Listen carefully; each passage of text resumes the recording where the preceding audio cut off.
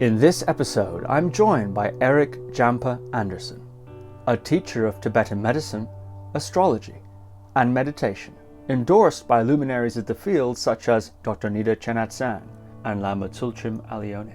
Erik recounts how childhood tragedy and an early interest in the occult saw him deeply influenced by the works of J.R.R Tolkien, and to eventually become a Buddhist in the Nyingma lineage of Tibet. Erik reveals his personal journey in resolving friction points with the Buddhist religion, including doctrines of hell realms and heteronormative ethical standards. Erik also discusses his education in Tibetan medicine and shares his deep interest in and personal experience of the realm of spirits and unseen beings, both as mythic devices and also as influences in mental health and physical disease. So without further ado, Erik Jampa Andersson. Erik Jampa Andersson, welcome to the podcast. Thank you for having me. It's great to be here. So I'm very pleased to be talking with you today. And from what I understand, you are, at least for the time being, locked down in London. Yes, yeah, slightly less lockdown now, which is nice. But yeah, I'm here. Been here nonstop for quite a while now, and it seems we'll be here for the foreseeable future. But not so great to be stuck in a city, but I'm glad to be stuck in the UK if I had to be stuck anywhere. So Erik, you've been a Buddhist practitioner since the age of 14. A bit earlier actually. I started with Vipassana meditation and experimenting with the self-identification as a Buddhist around 12, 13. And then I met my Lama when I was 14. So that was sort of my formal entry into Tibetan Buddhism. So I'm curious if you can tell us a bit about your childhood before then, the context in which you grew up, how it was you became a Buddhist, and in particular, how it was that reading the story of Padmasambhava would come to affect your life so significantly. Right. So I was a very strange child. I'm a very strange adult, but I started as a very strange child, as most of us do. And I was always very interested in sort of esoteric concepts and esoteric disciplines. My parents were and still are sort of, they're Christian, but when I was growing up, they weren't very significantly Christian. It was more nominal. We went to church twice a year, but they never really forced anything down my throat. I naturally was very interested in more sort of occult matters, which luckily, my mother had a few books on the bookshelf about crystals or about, talking to angels and, those sorts of things that can act as a little bit of a gateway. And catching that inkling, I made very good use of my library card as a kid, both my school library and the town library. And I've checked out a whole slew of books on, occultism and witchcraft and fortune telling and I Ching and tarot when I was around, 7, 8 years old. And I always had a nice, hefty stack of these books on my desk in my room. And I think by the time I was 8 years old, I had set up a little fortune telling stand in our living room, had, a little miniature crystal ball and a tarot deck, and I would, sort of do readings for people. But I took it seriously, but, it wasn't something that sort of overwhelmed my life at that point. And I experienced when I was 9 years old, 10 years old. No, I think I was 8 years old when my brother passed away. My brother was killed. And that was my first real significant exposure to death. It was something that was obviously really world shattering. He was my half brother and we didn't live together, but he was closest to me in age out of all of my half siblings. He was only 21 when he was murdered. And that was a really, jarring experience to go through. It was difficult on me personally, and it was really difficult on my mother and on my father. And really nothing at home was ever the same after that point. So I think that really shifted my view of the world. It shifted my experience quite a bit to then really account for things like death, which I had already been interested in. I was interested in ghosts and I was interested in, communicating with spirits and things along those lines. But to really have a personal sort of level to that, a personal dimension to that was very new. I think it was shortly after that time that my mother recommended to me that I read The Hobbit by J.R.R. Tolkien. She knew that, I would probably find it interesting. And I think also I really needed something around that time to sort of go into and to use as a healthy form of sort of escape from what was otherwise, somewhat traumatic circumstances. And that was really, I think, that was the path for me. That was the beginning of the path. I read The Hobbit and Lord of the Rings. And, for people who haven't read those and have just seen the films, it may come off as like, oh, he read a really good sort of action fantasy book. But it was actually, it was much more philosophically profound for me. It opened me up to this whole different way of viewing the world in a much more animate and sort of sacred way. Even a forest or a stream or a big rock or a tree could be something that had this sort of sanctity and this, this gravity to it. And that informed my view of the world for quite a few years. I became really absorbed in not only those sort of stories, but also Tolkien's more fundamental mythologies found in like the Silmarillion and the Book of Lost Tales and so on. So that, I think, was inadvertently what led me to then seek something deeper in my more sort of authentic and earnest religious expression. I had a deep sense that I wanted to be religious. I was interested in religion. I was intrigued by it. I ended up going to a Catholic school very briefly and had that little taste of, Catholic ritual, which was very enticing and intriguing.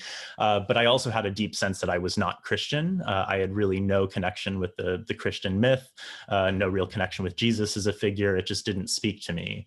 And philosophically, I also found the idea of a single sort of, mono God who acts in this sort of dictatorial way over this, exclusivist religious sphere to be not something I could jive with very well.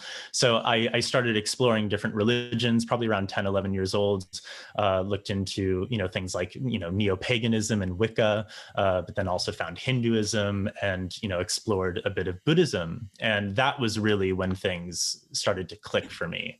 It was a book on Zen meditation. That was my first book on Buddhism. And me and a friend of mine, actually, when I was in middle school, we were both sort of exploring this at the same time, partially in resistance to Christianity, because I was attending a Seventh-day Adventist school at this time. And I decided to become Buddhist. I was like, this is it. This is my philosophy. This is, exactly how I want to live my life. And these are the kinds of practices I want to engage with. So I decided to begin identifying as Buddhist and start experimenting with meditation. And going to a local Vipassana center, receiving some sort of basic meditation instructions, learning about the story of the Buddha and so on, I really started to feel like this was home, that this was, what I was looking for, but it wasn't quite it yet. And I remember one day a teacher, one of my Vipassana teachers, mentioned Tibetan Buddhism. And she was talking about some of the ritual atmosphere of Tibetan Buddhism, and in particular, actually, some of the spirit beliefs in Tibetan Buddhism and the relationship with unseen beings. And obviously, as a young Tolkienist, I was really intrigued by that. And I decided to look into Tibetan Buddhism a bit more. And I got a few books. I remember one of them was The Lotus Born, translated by Erik Jampa, which is the life story of Padmasambhava. Another was called Tibetan Buddhist Life by Don Farber, which was a photo book. It had just been published. It was sort of hot off the press, and it had descriptions of many different aspects of Tibetan Buddhist life and also incredible images. And I had those two books, and I remember going through them and reading Padmasambhava's life story and just being completely captivated. It felt like it approached the feeling that I got reading Tolkien's materials, but it had this weightiness and this philosophical depth and sanctity that really just sang to me. And the Tibetan Buddhist Life book, the photo book, gave me also some really good sort of tangible touch points to be able to see, these different elements of Tibetan Buddhism. And I really gravitated to 3 pages in particular. There was one page that was about the Nyingma sect, and it had an image of some Nyingma Ngakpas practicing chut. And I remember seeing the chut practice and, reading about it and reading about the Nyingma sect. And I was like, this is home. This is what I'm supposed to be. This is it. And the other page that really stuck out to me was actually on Tibetan medicine. And I must have been 13, 14 years old at this point. But there was a page on Tibetan medicine with this amazing photograph of a medicine chest, the old school wooden medicine chest with all of the drawers. And also a page from a Tibetan Materia Medica. And these things had a really, significant imprint on me, or they awoke some sort of a latent imprint that I had within me. But I felt very strongly that these things are important. These are things that I need to study more. And I at some point decided to announce to my parents and to my classmates that I was now a Nyingma. I was a practitioner of the Nyingma sect of Tibetan Buddhism. I'm a follower of Padmasambhava, Guru Rinpoche. And, I had this whole sort of thing sorted out by the time I was 13, but I didn't have a teacher. And the more I explored, the more I realized, oh, you really have to have a teacher. You need to find a guru. So I started exploring a little bit and talking to people. And I remember going to this exposition in Durango, Colorado, which is where I'm from. And it was this sort of holistic expo with a bunch of, fortune tellers and crystal merchants and alternative healers and Reiki stands and all of this stuff. But there was one stand that had Tibetan Buddhist ritual implements. And I started speaking to the shopkeeper there. His name was Vanessa. And I was asking her, are you Buddhist? And she was like, yes. Are you? I was like, yes. I was like, what kind of Buddhism is this center? And she was like, well, we're Tibetan Buddhist. I was like, yeah, no, I know, me too. But what kind of Tibetan Buddhist? And she said, oh, well, we're in the Nyingma tradition. And I was like, finally, I found the Nyingma tradition. And I asked her, where's the center that you're connected with? And she said, it's in Pagosa Springs, Colorado, which was an hour away from where I lived. And it's called Tara Mandala. And as soon as I got home that night, I begged my parents, please let me go to Tara Mandala. Please let me go to Tara Mandala. They're Nyingma. They're just like me. I'll be able to find a teacher there. And one day in September of 2005, we decided to take an unannounced trip to this retreat center, an hour and a half away from our home in the mountains, without any forewarning. We didn't call ahead or send an email or anything. We just showed up. And no one was on the land. There weren't any buildings, just a stone stupa and some yurts and a little construction site. And I just walked up to the first yurt that I could find, and I knocked on the door, and a woman appeared. And I recognized her from the photos that I had seen from the center. But I introduced myself. I said, hi, my name is Erik. I'm a Nyingma. And she said, oh, that's lovely. My name is Tsultrim. And I was like, oh, you run this place, don't you? She's like, yeah. And she invited me in. And we had this lovely conversation. She met my parents, talked to us for, about an hour, gave me a copy of her book, Women of Wisdom, and a little cassette set on feeding your demons. And she basically told me to come back for instructions. And I asked her to be my teacher. She accepted. And that was the beginning of that. So it took me a few years because I was still, early teen. I didn't have a driver's license. I didn't have any real autonomy. I didn't have any money. There was very little that I could do for those first few years. But I always sort of cultivated this sense that, this is my guru, this is my teacher. And I tried to do any practices that she gave me very diligently. And eventually, when I left high school and I had a lot more sort of mobility, I ended up spending a lot of summers at Tara Mandala. I ended up working for Tara Mandala for quite a few years. And I'm still, a close student, I suppose. Lama Tsultrim's we have a very close relationship. She's sort of my Lama mama, and she's been by my side ever since. Wow, that's fascinating. Amazing. I'm curious, when at that age, 12, 13, 14, what it was in looking back. Of course, now, being as you are very educated about the Tibetan Buddhist path and religion, at that point, what did you think it was about? What were the key, I suppose, pillars for you at that time of what it meant to be a Tibetan Buddhist, both in theory and practice? So I was really drawn to the fact that it was a non-theistic religion. And this is something that I still really value in Tibetan Buddhism and in Buddhism, especially in Tibetan Buddhism, because you have so much dynamism in the manifestations of life, of enlightened beings.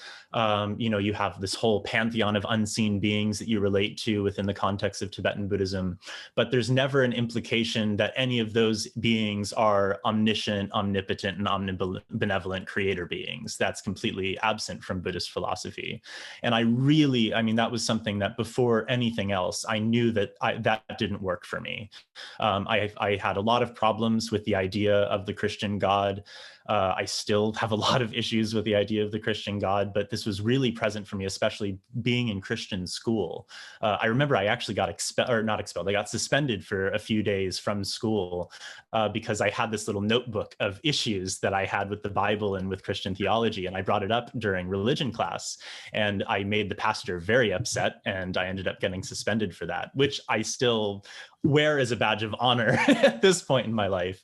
But at that point, I was really trying to grapple with, the complexities of lived experience, of a world that simultaneously is supposed to have this benevolent creator being, but which also has tremendous evil and a lack of justice and a lack of, positive circumstances for so many people.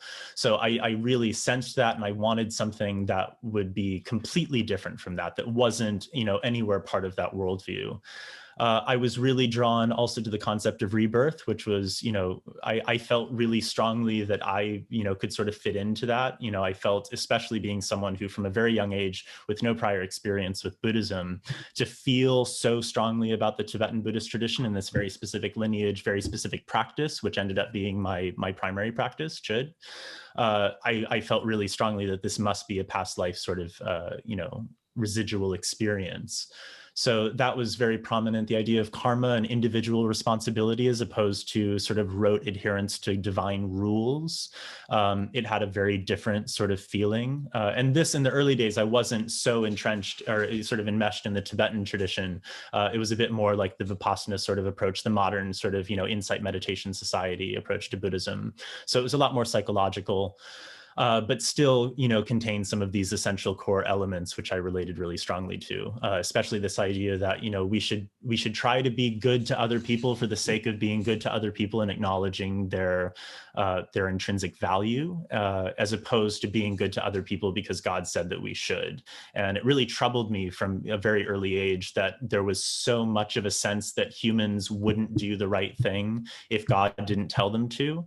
And that really troubled me. It troubled me that there would need to be a sort of, divine decree not to kill someone else or not to harm someone else. To me, that felt like it should be a little bit more of a self-directed motive, and Buddhism gave that sort of space for that.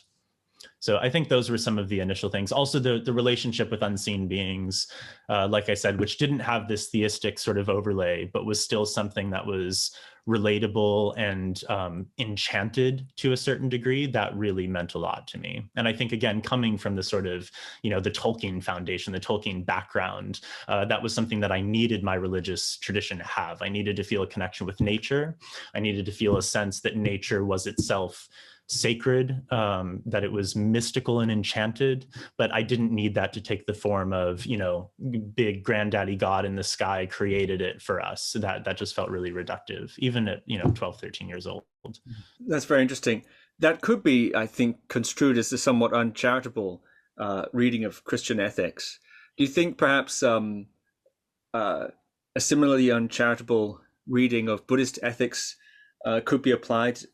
Perhaps, for instance, as opposed to the big stick of final judgment, the big stick of karma, for example. Do you see any possibility of a similarly uncharitable reading of the Buddhist tradition? I could to a certain degree, especially when you get into ideas of like the hell realms, which is something that Buddhism may very well have been sort of the pioneer of. Concepts of hell in the way that we now perceive of it are the earliest examples of that seem to be Buddhist sorts of teachings on hell, as opposed to anything in the Jewish or Christian traditions. So when you get to things like that, it can feel a little bit reductive. I think the uncharitableness of the Christian reading really also arose from the cultural environment that I was being brought up in America. American Protestant Christianity is phenomenally different from any European form of Christianity, reasonably speaking, but especially, like the Catholic tradition. And modern Christianity is also very different from early Christianity, and it's evolved countless times over the centuries in order to accommodate various political motives. The same thing could be said about Buddhism to a degree, but I think the fundamental lack of a divine judge who is setting the rules and then, sort of determining whether you adhere to those rules and then punishing you accordingly, the cruelty of that and the total sort of lunacy of that to my young mind and also to my adult mind for me, just completely discounted it as a possibility. The idea that it's a natural sequence of cause and effect, also having stories like, Kshitigarbha Bodhisattva, who willfully goes into the hell realms in order to liberate beings there. I find that sort of a mentality to be really incredible. And obviously you also have that in like the Catholic tradition with certain saints who make the same decision, but that's very much not present in modern American Protestantism. It's a very different sort of environment. Also with like the relationship with the natural world, I think we sort of, we implicitly sort of assume that Christianity is at the root of this, and that Christian theology and the idea, Judeo-Christian Abrahamic sort of theology, with this idea of the Garden of Eden being given to man, and that man is, in a place of dominion, in a position of dominion over the natural world. It's actually not so clear-cut in early Christian sources, and early, sort of approaches to this were a bit more ecologically minded than they are now. But in America, there's a very, very strong sense that, humans are all that matter. You can destroy anything and everything because it's ultimately a resource for us to exploit. Animals have no souls. They might not have any feelings. They might not have any, sense of self or subjective experience. They're basically just these sort of, mechanical beings that we can eat. All of that stuff is really sort of modern American Christianity more than anything else. It's not a part of the real roots of the religious tradition. That's very interesting. And you're talking there, of course, about the range of Christian thought, I suppose, or maybe lack of thought, from throughout, of course, the span of the religious history of Christianity, as well as its, I suppose, anthropological expression, we put it that way. In other words, how it's actually practiced and believed by people around the world, such as America, as you say. I'm curious if in that journey, we've been talking about how you viewed Buddhism at 13, 14.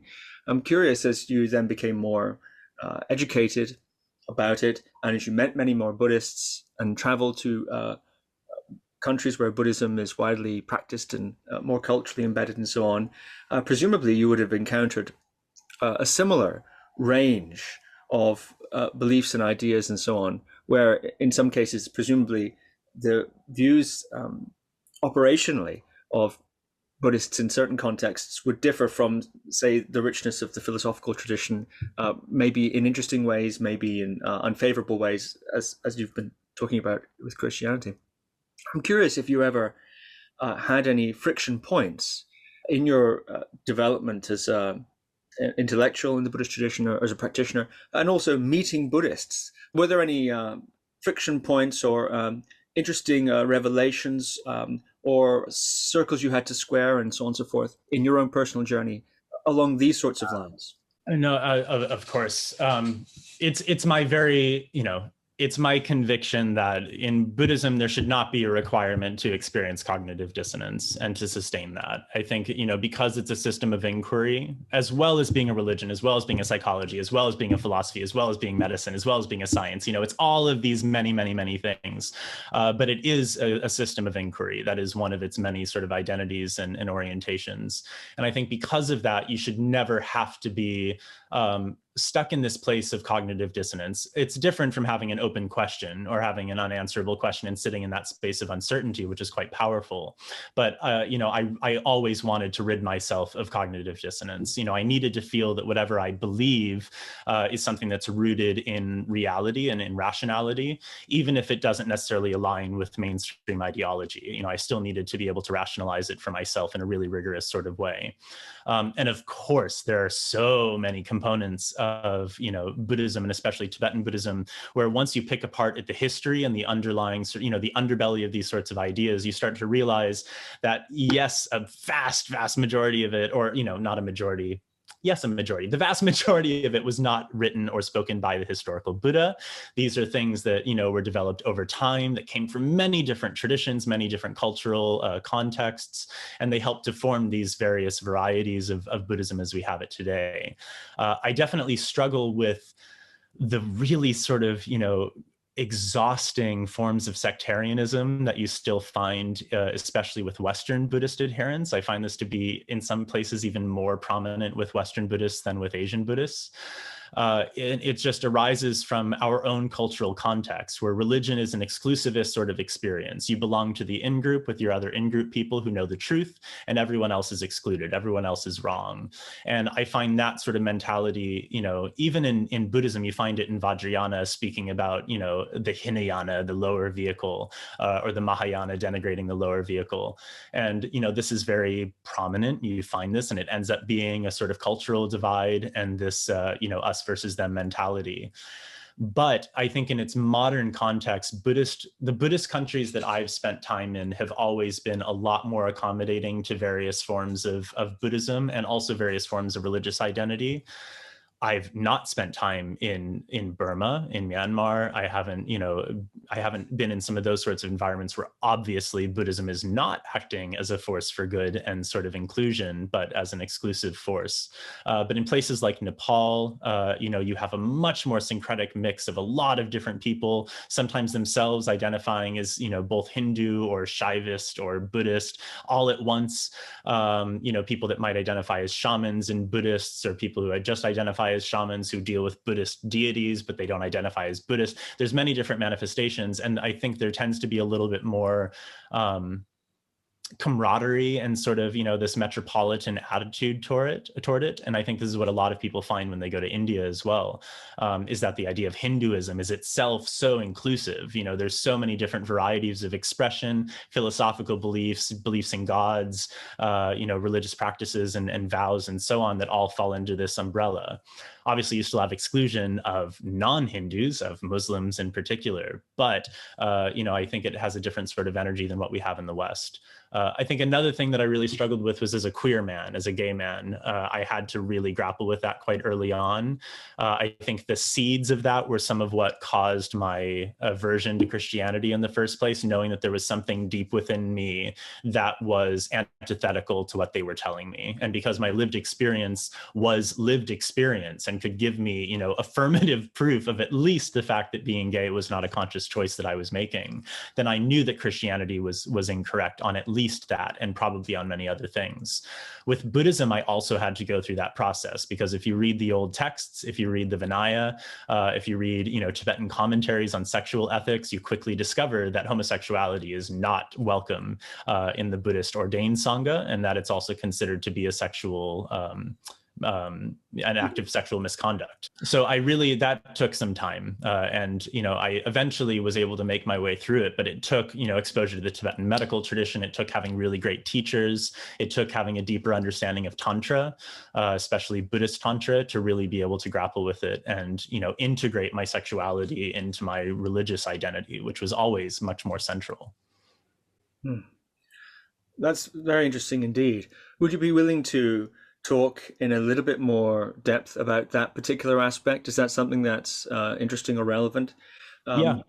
I think, as you say, in the religion, as it sort of comes out of the box, if you like, a non-heteronormative sexual expression, for example, I think one has to do quite a degree of mental and scholarly gymnastics to square that circle, that the tradition really quite explicitly rejects it.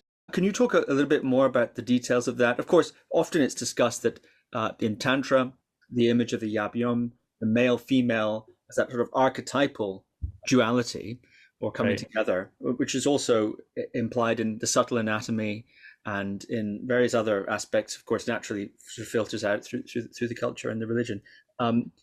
There's talk about that, but also on moral grounds, on karmic grounds, on energetic grounds, on what happens to the country you're living in if you engage in such behaviors like that. I mean, there's a lot of that sort of thing. So I'm curious, how did you navigate that? What must presumably still be an ongoing tension with the tradition? Right. So it's interesting. The one thing is, I think it's important for us to always remember that religions don't come out of the box. That's not how religions sort of operate and how they evolve. There is no singular Christianity. There is no singular Buddhism. There is no singular Hinduism, obviously. These things aren't, individual sort of monoliths. They exist in sort of communication and engagement with the cultures in which they exist, and also other cultures that they interact with. So I think it's important for us to especially identify that Buddhism fundamentally is quite different from the Abrahamic traditions, because the Abrahamic traditions have a set sort of collection of fundamental dogmatic texts. They're pithy for the most part. Obviously, you have more extensive literature in Judaism and Islam, but not so much in Christianity. It's very essentialized, and it's very formalized as dogma that must be believed and adhered to in order to attain salvation. You have one shot, so you got to do it. Otherwise, you're going to go to hell for eternity. We ought to emphasize, perhaps, Erik, that is a very specific slice of Christianity and really ignores the majority of Christian thought and practice throughout the centuries. But that's exactly what I'm saying, as far as we can't treat any of these as a sort of monolithic entity, that they grow and evolve over time, and including and especially Christianity, and also Judaism and Islam and every other world religion. These are things that are living sort of systems to a certain degree. But Buddhism does have a much richer tradition of ongoing sort of revelation and development that can then be formalized as canon than you have in the Christian tradition, for instance. You have things like the Book of Mormon, but that's widely considered to be, sort of a cult by non-Mormon Christians. Some people are more sympathetic to it, but in general, these sort of, further revelations are always viewed with a lot of skepticism. Whereas in Buddhism, you have this grand movement of the Mahayana, you have the tantric developments, you have the Terma tradition in Tibet, which allow for a lot more sort of living, breathing flexibility and adaptation for the current time. So, as a part of that, you also have, commentarial traditions which shift over time, the same that you have in any religion. But the modern sort of figureheads and holders of the tradition are left with a lot more responsibility to understand things and adapt things based on their own lived experience and the best sort of science that we have available to us. This is how we can get His Holiness the Dalai Lama sort of explaining that, we should be following a sort of model that looks at the Big Bang as the origin of this universe system, looking within the framework of quantum physics for, a sort of understanding and context for theories of emptiness and so on. So I think that the Buddhist tradition allows for this sort of constant growth and evolution in a way that is a little bit more ingrained and endorsed than you find in Christianity. I don't attempt to speak for all Christians by any means, but when you get to the sort of foundations of Christian doctrine, especially as it's practiced in places like America, which tend to be a lot more literalist, they tend to take things as being, historical truths that, if rejected and ignored, lead to damnation. And this is what I was told repeatedly growing up. Going to a Christian school, which was a fairly progressive. It's Seventh-day Adventists, which are relatively progressive. They're vegetarians, for instance, but still got a lot of this, that fundamentally there was nothing that I could do to avoid eternal damnation unless I accepted Jesus Christ as my Lord and Savior under one omniscient and omnibenevolent and omnipotent God. So that fundamental idea is just very different from the sort of religious orientation of Buddhism. It's based on a very different premise. It requires very different sorts of engagements, and it has a very different result. But as for the gay thing, that being said, it's very difficult to just take Buddhism out of the box and say this is what the Buddha intended. There are people who are trying to do this and return to sort of the EBT, early Buddhist traditions and what was originally intended.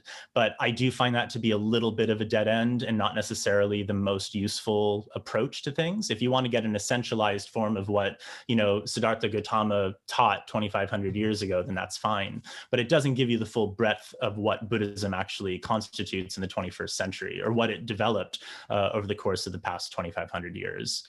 So the gay thing for me, I, as a rule, do not take the advice of monks as being reasonable guidelines for lay sexual behaviors.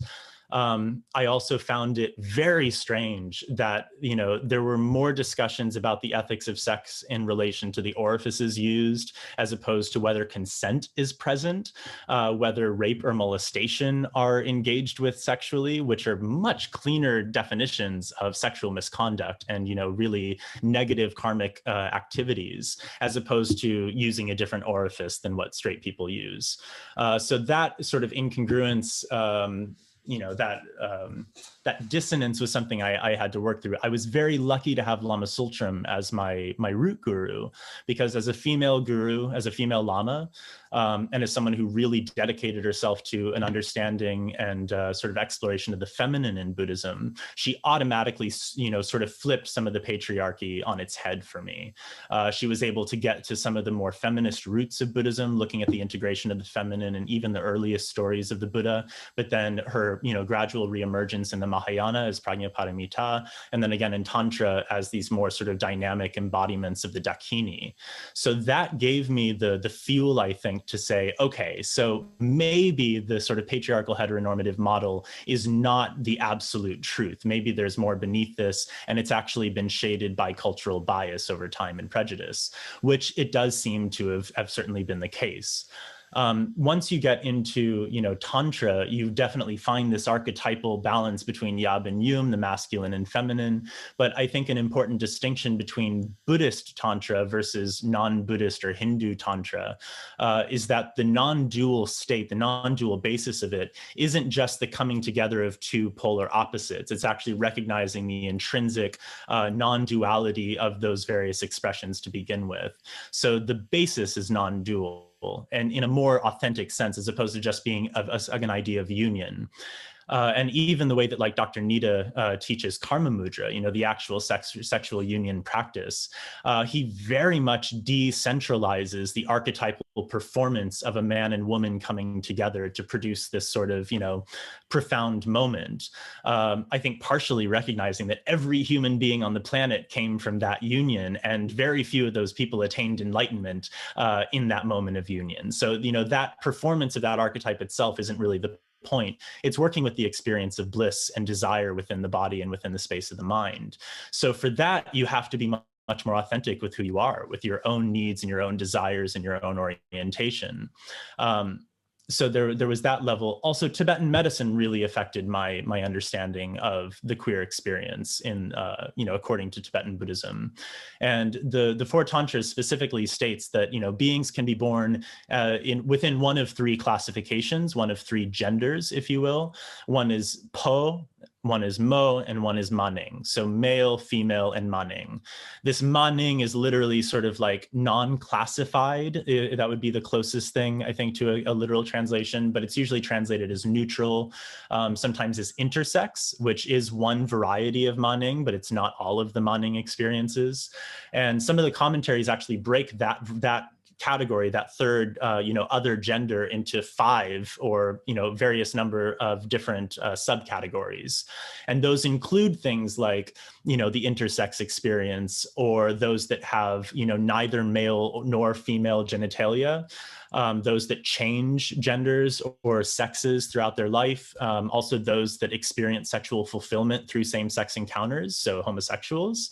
All of these are classified as Maning. And the original texts and commentaries are a little bit obsessed with physical characteristics, which I think is actually a mistake, because if you take away the strictly physical manifestation of it, then you have those that identify with both genders, those that identify with neither genders, those that change their experience of gender. There's the Maning Gyurwa that shifts or transitions during their life. So basically, sort of a trans experience.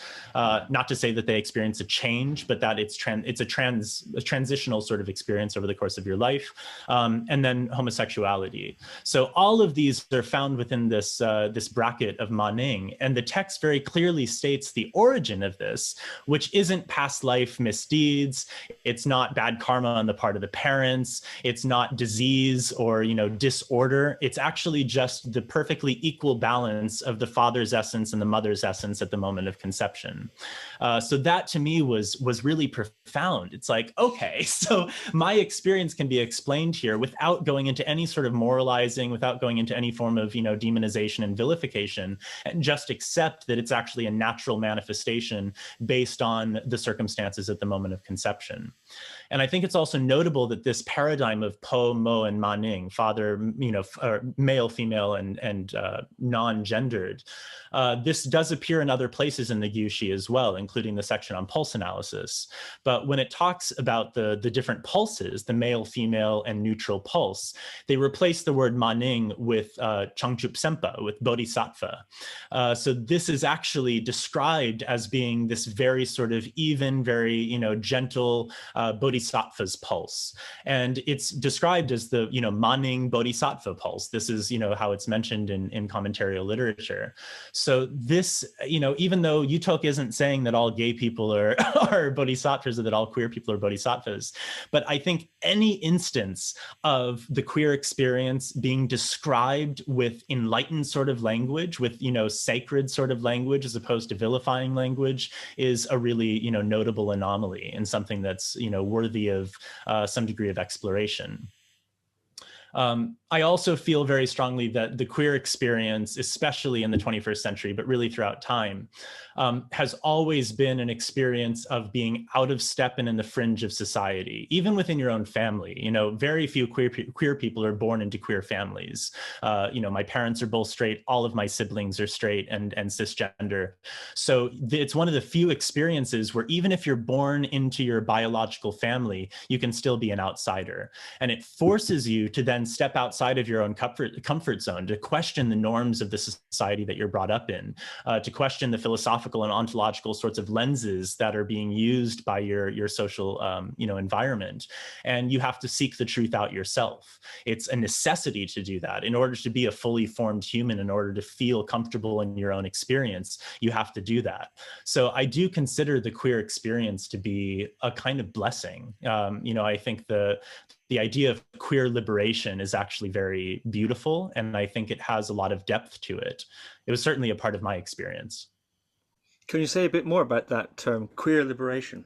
Yeah, I mean, we speak a lot about like gay liberation, queer liberation, as in, experiencing liberation as a queer community where we can fully be embodied in our queer selves. We can, hold hands and make out with our husbands on the street without any fear of being attacked or criticized or ridiculed, and to really allow for a full societal sort of endorsement of queer experiences is something that's entirely natural and no better or worse than the straight and cisgender experience. But I think the idea, if we go a bit deeper with it, the idea of liberation itself is obviously very profound and central to the Buddhist ideology and the Buddhist path. And I think it does speak to this thing that happens in your mind when you're a queer person. Once you break free of those chains, once you fully have, sort of taken your seat as a queer person and no longer have to apologize for it or lie about it or hide it or sort of sidestep your way around it, I think there's a profound sense of liberation that comes with that. And it opens a lot of doors. It opens creative doors, it opens spiritual doors, it opens, existential, realizations about the nature of humanity.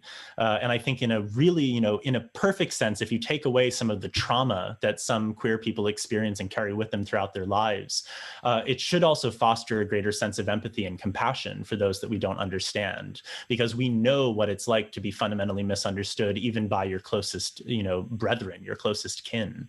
You can be, excommunicated from your family and, tossed out on the street. And that forces you to then have a very different approach when you're interacting with people that are not like you, whether they're people of color, if you're a white person, or if they're, people from another place, if they're immigrants, if you're, native to the land that you're living in, people from a different social class, people with, different kinds of abilities or disabilities. You just have to relate to it in a different way. Not everyone does, but that's because of trauma. It's not because of queerness. Yeah, amazing. You're talking there about this queer liberation can open many doors, creatively, you mentioned spiritually and so on, all these ways. Could you talk a little bit about that process for you and what sort of, if you're willing, and what sort of doors it opened for you creatively and in particular in your own personal spiritual life, which is in a certain sense the subject of the focus of our conversation. Right. Yeah. And I mean, I don't want to get too bogged down by the queer stuff, but it is Pride Month. So it is good that we're talking about a little bit of this. The reason I'm asking you, Erik, is it is very interesting.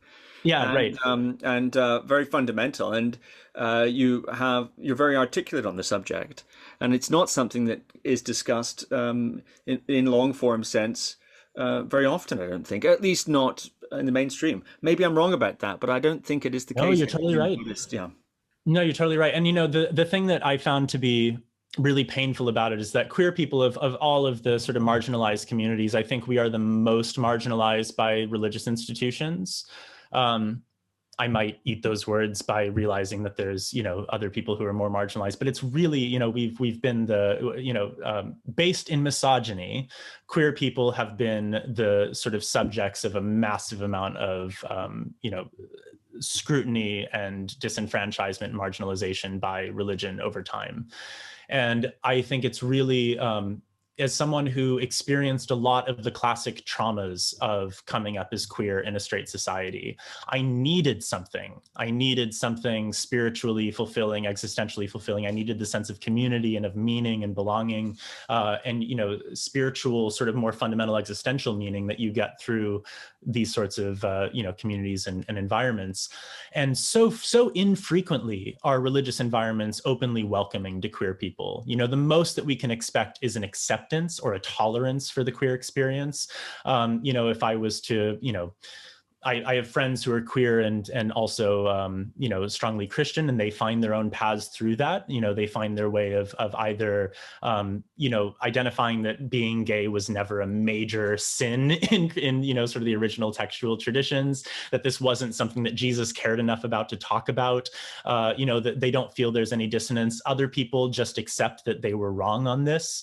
But I think most troublingly, I've heard people speak about, it's okay if you're gay and Christian because God accepts all sins, he'll forgive you for all of your sins. And that just was never going to fly for me. It was the same with Buddhism. It's like, I'm not going to accept that, it's bad karma, but everyone develops bad karma and it'll just lead to a certain kind of rebirth. I've been told that I'm going to go to a specific hell where there's beautiful men floating by in the river and I'll want to go after all of them, but then I get swept up in the river. I was told this, a Tibetan Lama. I won't use any names, but I mean, there are what I think are very silly and sort of, mythic justifications for bias and prejudice and fear of the other, which have led to these sorts of ideas, but they aren't essential to the philosophical core of the tradition. I forgot what track I was on with. Well, I can nudge you back on it, perhaps. You were talking about, or I was asking about doors that the liberation aspect has opened for you. I mean, I don't think it's any mistake or any coincidence that so many of the incredible artistic and even scientific contributions throughout human history, even political conquests, Alexander the Great, for instance, were queer people. There's I think a correlation between the queer experience and creativity to a certain degree. That's not to say that every queer person is expected to be, a creative type or an artist or something, because some aren't. But I think it naturally, it causes your brain and your mind to become a little bit more pliable and flexible to different experiences and ways of looking at things. And that is a tool that we all really need. Whether it manifests as queer sorts of behaviors, like playing with gender or sexuality or something, or engaging in a same-sex relationship or something along those lines. Just having this sort of queer orientation, having this openness to things that are unfamiliar, and trying actively to see the world through a lens that's other than what's been inherited by your sort of host culture. I think that is a really powerful experience to have. And, I think anyone, especially who leaves their sort of, religion of origin to go into a dharmic path or a more sort of, serious spiritual path, I think we all have those sorts of wake up moments where you just realize that there's more out there and that there's more than this little bubble that we've been brought up in. And we need to bust that open and expand if we really want to attain liberation. Mm-hmm. Well, thank you for talking in such depth about that. I do think it's so interesting what you're saying. And as I said, not discussed in sufficient, given sufficient airtime, I think. The conversations surrounding sexuality in Buddhism are a long time coming, under sort of emphasized for a very long time. The majority of Western Buddhists are non-monastic. The majority of us are having sex. I would, even the majority of Buddhists in the world are non-monastic.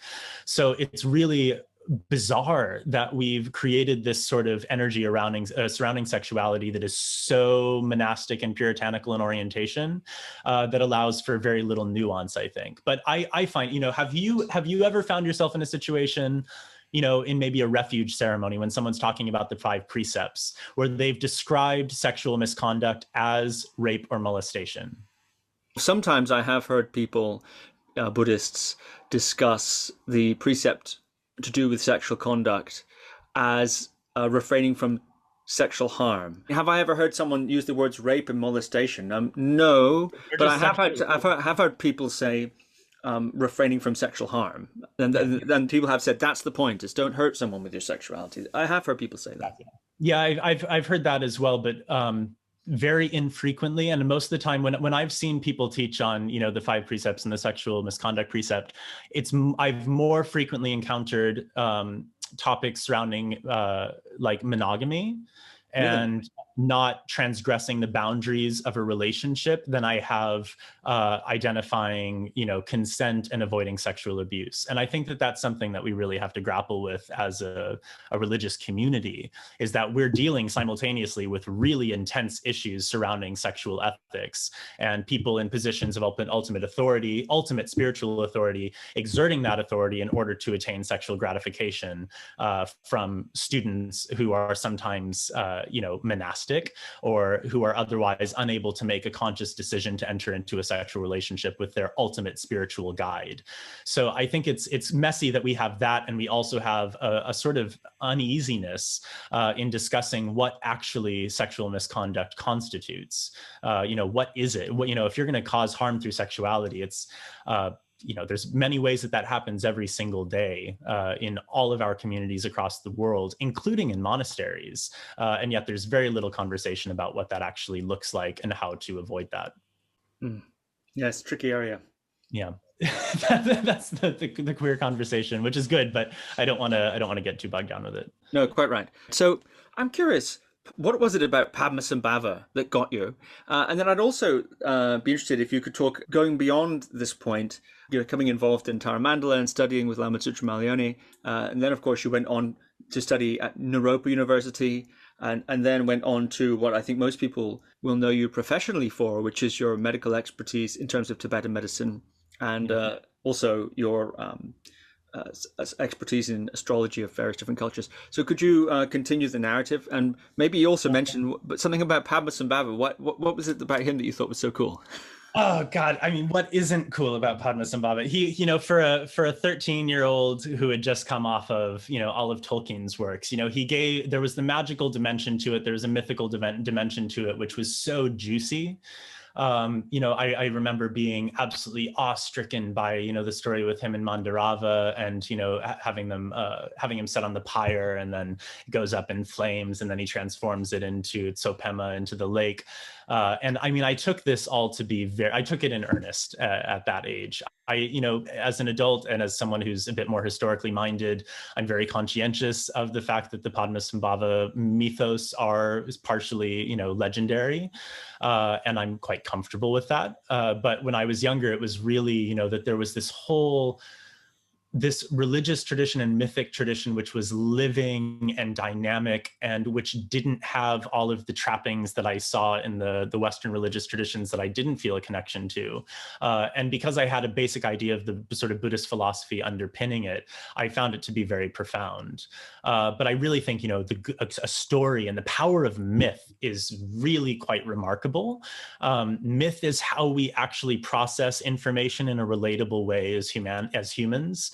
It's how we process things, really, to use sort of flowery language. It's, where we process things in our hearts as opposed to in our brains. We can take in information and we can try to assemble it in our brains. And for some people, that's easier than for others. But if you have a myth, if you have a story to be able to really sink your teeth into and to allow yourself to sort of be infused by, then it naturally adjusts our sort of lens of reality in such a way that we can very easily assimilate new information based on how it fits into that mythic paradigm. I think this is a really important element of everything, but certainly today, everything that we have, everything that we live by in modern society is founded upon myths. Every national story, every cultural identity, every religion, every economics, the entire economic and financial sort of institutions, these are fundamentally really sort of held together by myth. And for me, the Padmasambhava myth was that was a central one. That was something that adjusted my worldview in such a way that I feel like I was somehow able to process a lot at once. And I was able to understand, much more sort of nuanced details of Tibetan Buddhism in particular. And that's really its purpose. That's a big part of its purpose. It sets the charter myth of Tibetan Buddhism. It explains, how it arose in a mythic, legendary sort of fashion. But it provides a lot of motivation for inspiration. And that's something that you just can't do through, facts and figures alone, which is, I also think, a major part of why we're where we are where we're at as a species in the 21st century. We've abandoned the vast majority of our natural myths. We've abandoned the myths that tie us to the rest of phenomenal existence and the rest of our planet. And we've replaced them with these very, sort of anthropocentric, pseudo-humanistic myths, which are usually then subdivided into nationalism and, sort of ethnocentricity.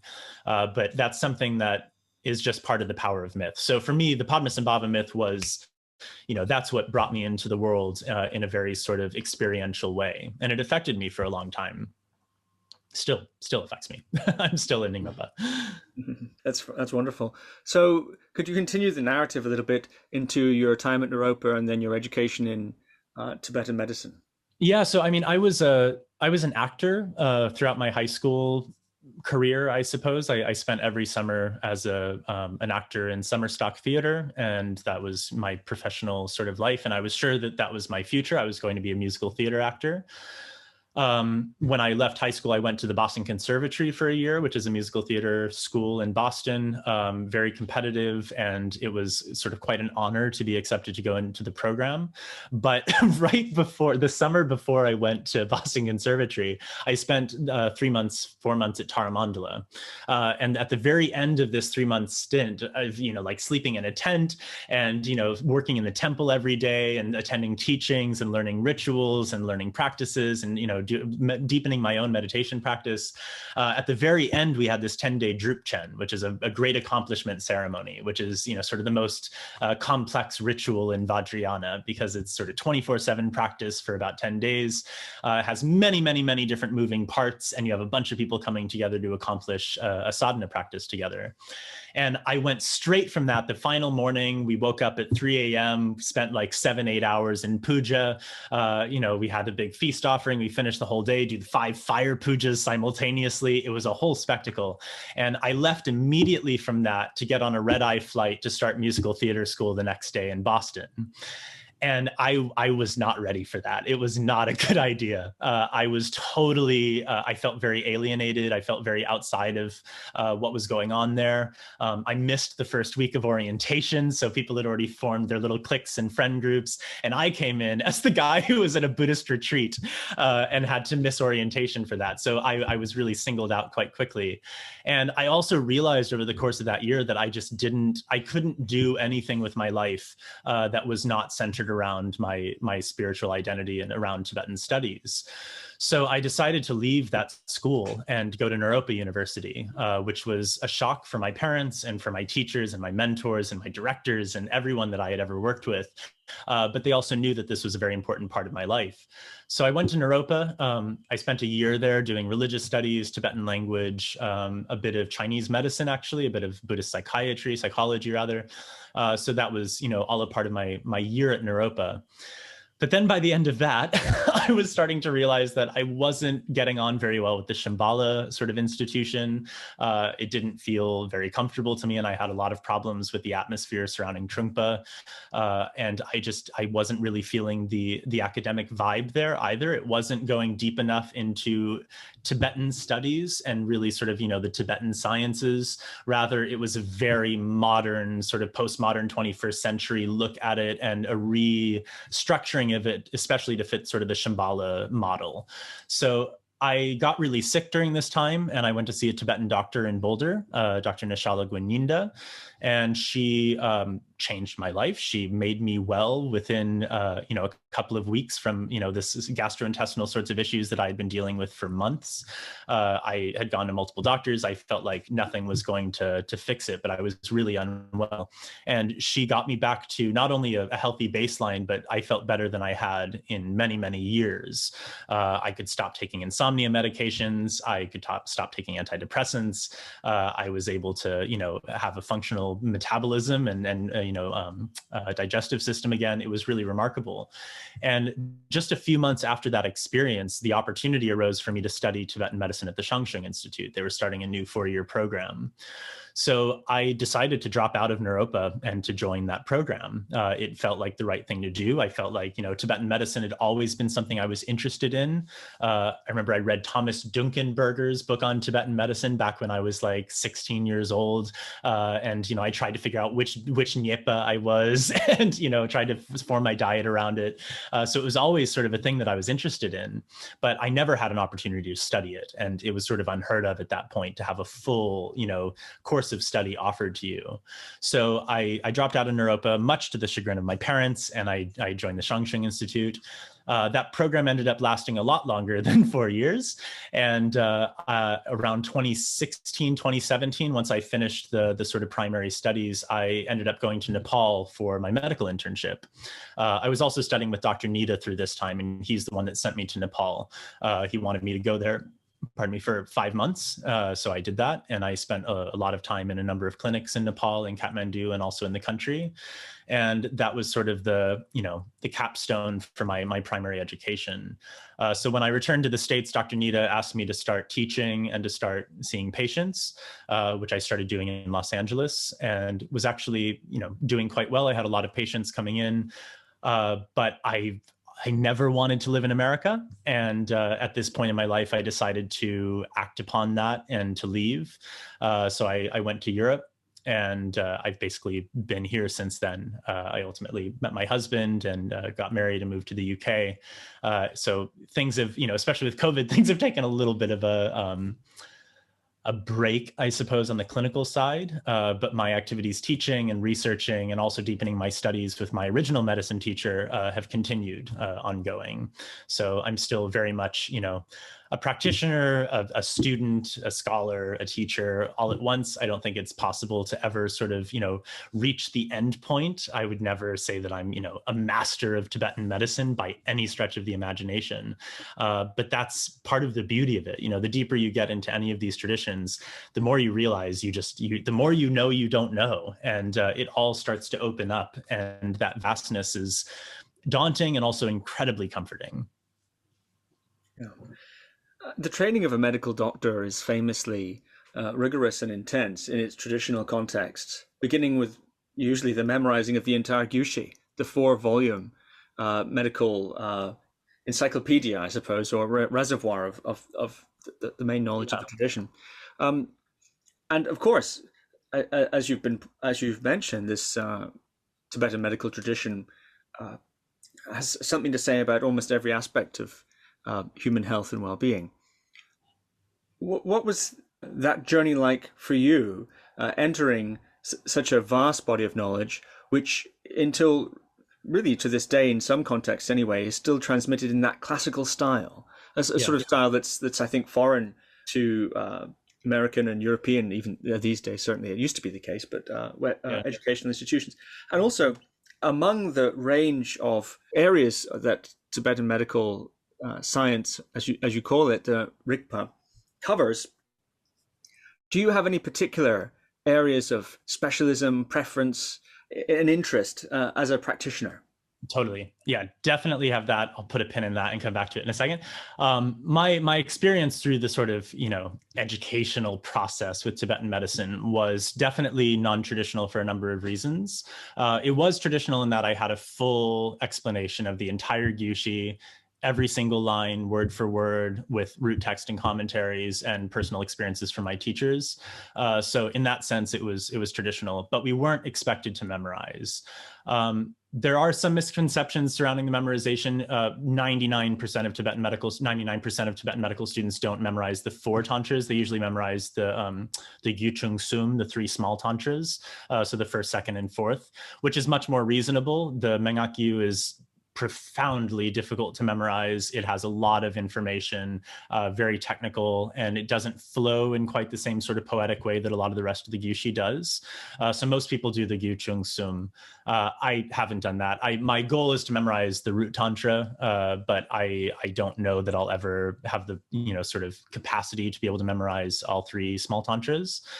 But it is really valuable. There are some Westerners that have done this. Dr. Tawny Tidwell is one of them. She did this at Lhasa Mensikang and Dharamsala Mensikang. She studied at both.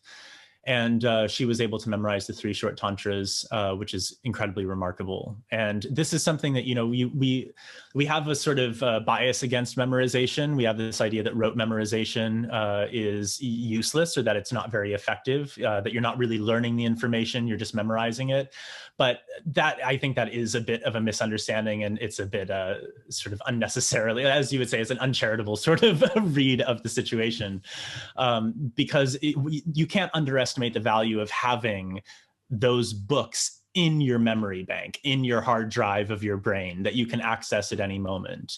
That's something that I don't have. I've tried to make up for it by creating databases and spreadsheets and, trying to memorize terminology and, basic information as much as humanly possible. But it's a far cry from what, Tawny Tidwell, for instance, is able to do, because she has the whole thing logged there in her database that she can access at any moment. So it's quite profound the way that that's done. And it's also, we think of it now as being an outlier, but traditionally it wasn't an outlier. Traditionally, this is how you learn. This is how you learn things, especially texts, especially if you're not necessarily literate. It's through memorization and repetition, and then the information really becomes ingrained. So I think there's great benefit in doing that. I hope that more people in the future are able to do that. But we do also have to accept that there's a big difference between Tibetan speakers memorizing a Tibetan text and non-Tibetan speakers memorizing a Tibetan text. It has a different sort of space in the brain that it sort of occupies, and the way that we relate to it is slightly different. And you've got to learn Tibetan, of course. Yeah, you really need to learn Tibetan, and you need to understand the things you're saying. But this also tracks for, like sadhana practice. It's great to connect with the original language that something is written in, but if you don't understand what you're saying, it's a very, very different thing that you're doing than what sort of old school tantrikas were doing. So that always has to be taken into consideration. I think Tibetan medical pedagogy needs some ratification. I think it needs, it needs to evolve in a certain sense to accommodate a lot of things, but in particular, a much more pervasive biomedical worldview. I think it needs to accommodate, some modern discoveries in medical science. I strongly view myself as a traditional medicine practitioner. I really lean on the tradition part of that. And that isn't to say that my lineage is the correct lineage and I am going to only use that forever. That for me it's just not who I am. Rather, I think the idea of traditional medicine is honoring the thousands of years of lineage that we all have in our cultural and hereditary and, sort of systemic, traditions that have been handed down for these thousands of years. We wouldn't be where we are today if we didn't have all of the works preceding us coming first. And even though in modern biomedicine, especially sort of the reductive, pharmaceutical sort of biomedicine, this capitalist biomedicine, I suppose, it's not about medical science, it's about capitalism being the problem, but that has sort of wiped everything else away and says that only this little bubble of stuff is real. Everyone before, this century, or, maybe the 19th century, 18th century being really sort of, liberal with it, was completely wrong. Galenos was wrong, Galen was wrong, Hippocrates was wrong, Utok was wrong, Bharadvaja was wrong, Vagbata, every every single medical expert before the 18th, 19th century was fundamentally wrong and delusional. That's basically the view of sort of modern capitalist biomedicine, but that's not what medical science is, and that's not what scientists really believe, the ones that understand the historical developments. It's understood that this is an intercultural, transcontinental sort of group human project of sharing information and observations about the nature of reality, allowing those to intermix and to interact with one another to form ultimately the foundations for what we now have is modern science. So I view my role as a traditional medicine practitioner to be at the end of this string, at the end of this very long line that goes all the way back, not only from my spiritual lineage or my medical lineage, but also my blood lineage, the traditions that were practiced more locally to us, here in the UK, or practiced in Europe and Scandinavia.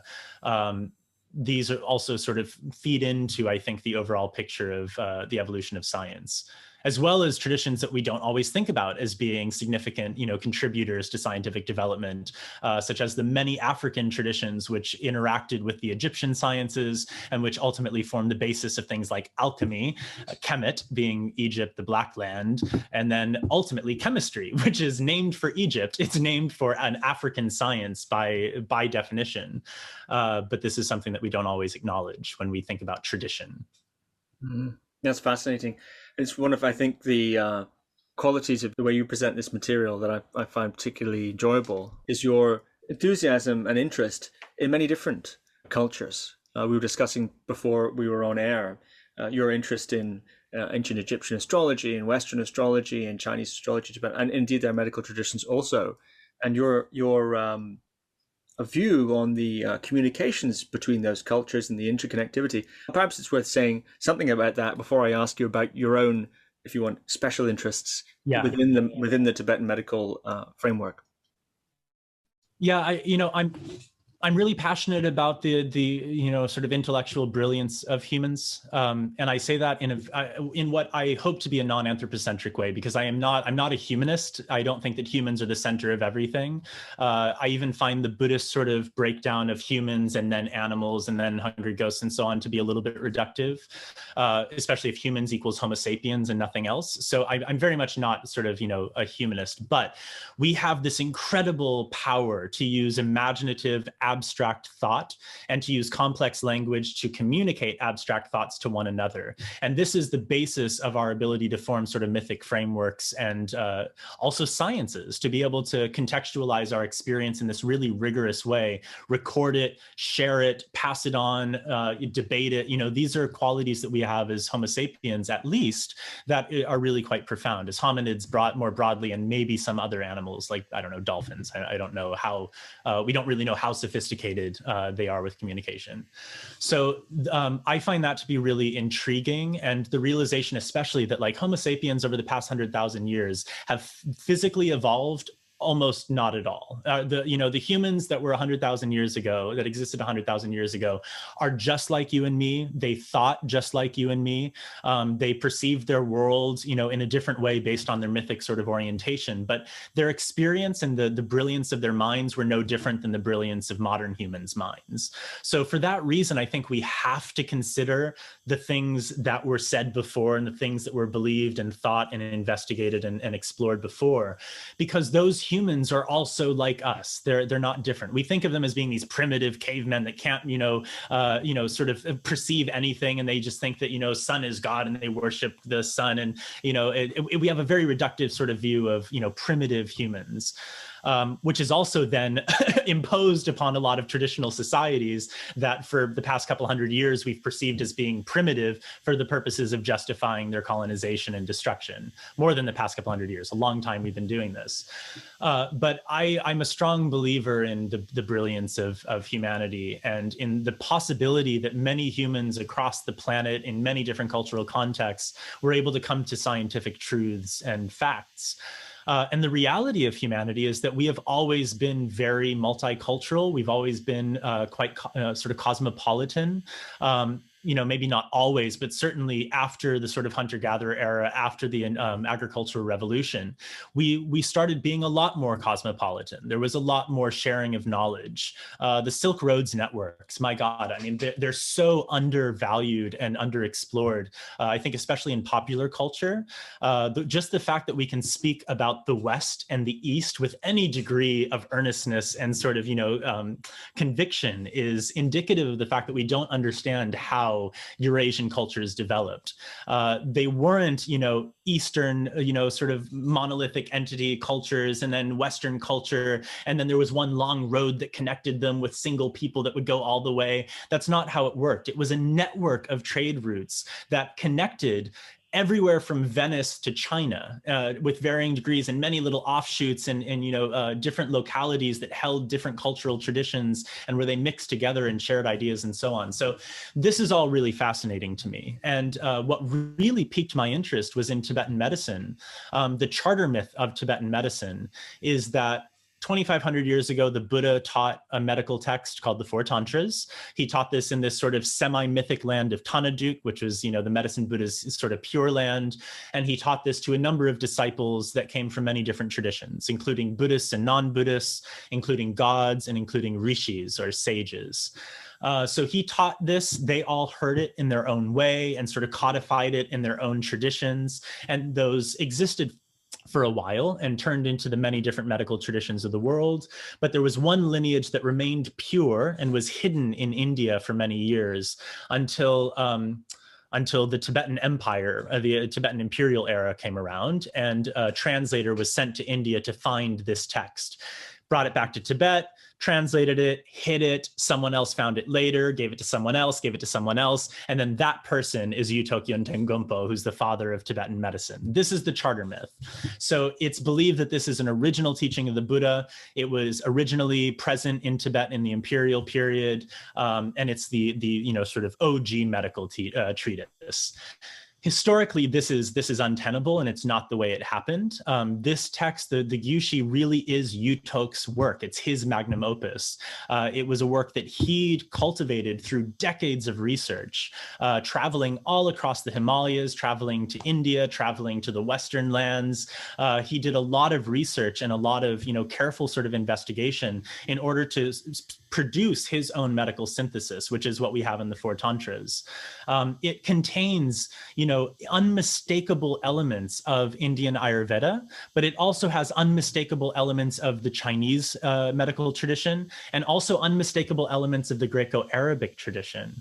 The section on urine analysis in particular, which Tibetan medicine acknowledges is connected to the Greek tradition, is almost identical, or at least very obviously quite similar to the work of Ibn Sina, who wrote the Canon of Medicine in the Arabic tradition. He was a great, one of the great thinkers during that sort of, that development of science in the Arab world. And it seems that he and Yutok used the same source text for their information on urine analysis. And we don't know exactly what that was. We don't know what Yutok used as the sort of original source text that would have been from the Western world. But we know that there was material there. And we know that he did research this as well.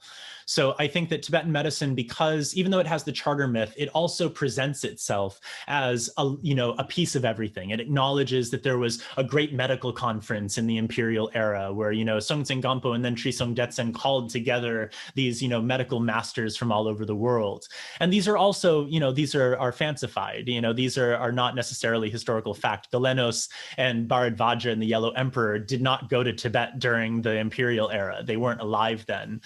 So it's fictitious, but it's there for a reason. It tells a true story. And that true story is that Tibet, already being founded in the rigorous sort of scientific orientation of Buddhism, was able to take in these different medical traditions and analyze them with a good deal of scrutiny and sort of intellectual profundity, and to be able to synthesize them into something that was internally coherent, that worked, that was efficacious, and that also reflected the philosophical brilliance of the Buddhist tradition that they had inherited.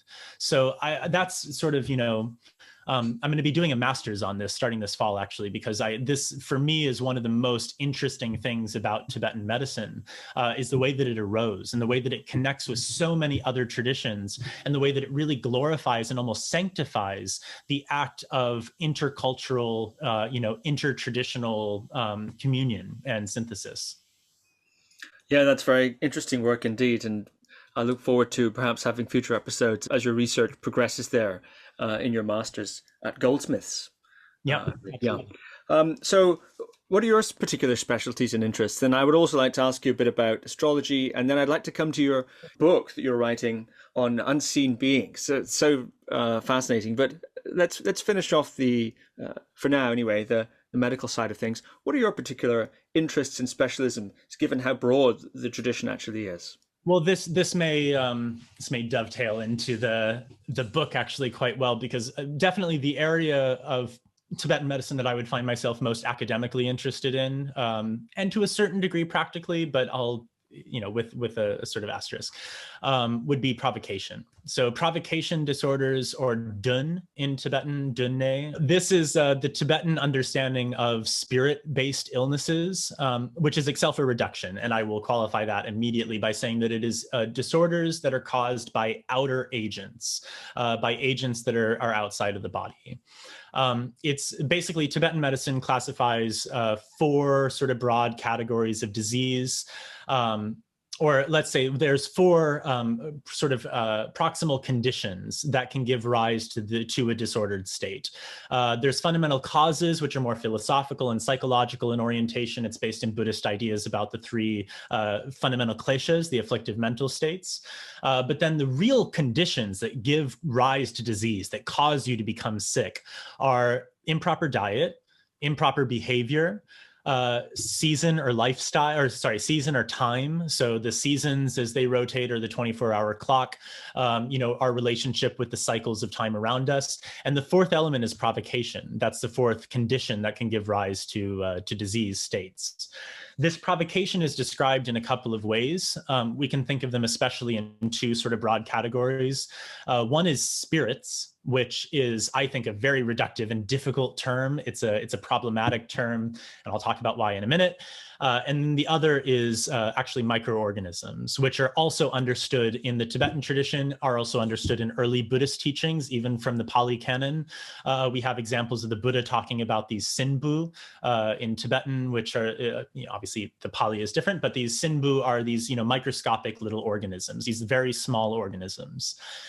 There's many diseases in Tibetan medicine which are understood to be caused by microorganisms, and others that are seen to be caused by these infectious agents, which are otherwise identified as dun.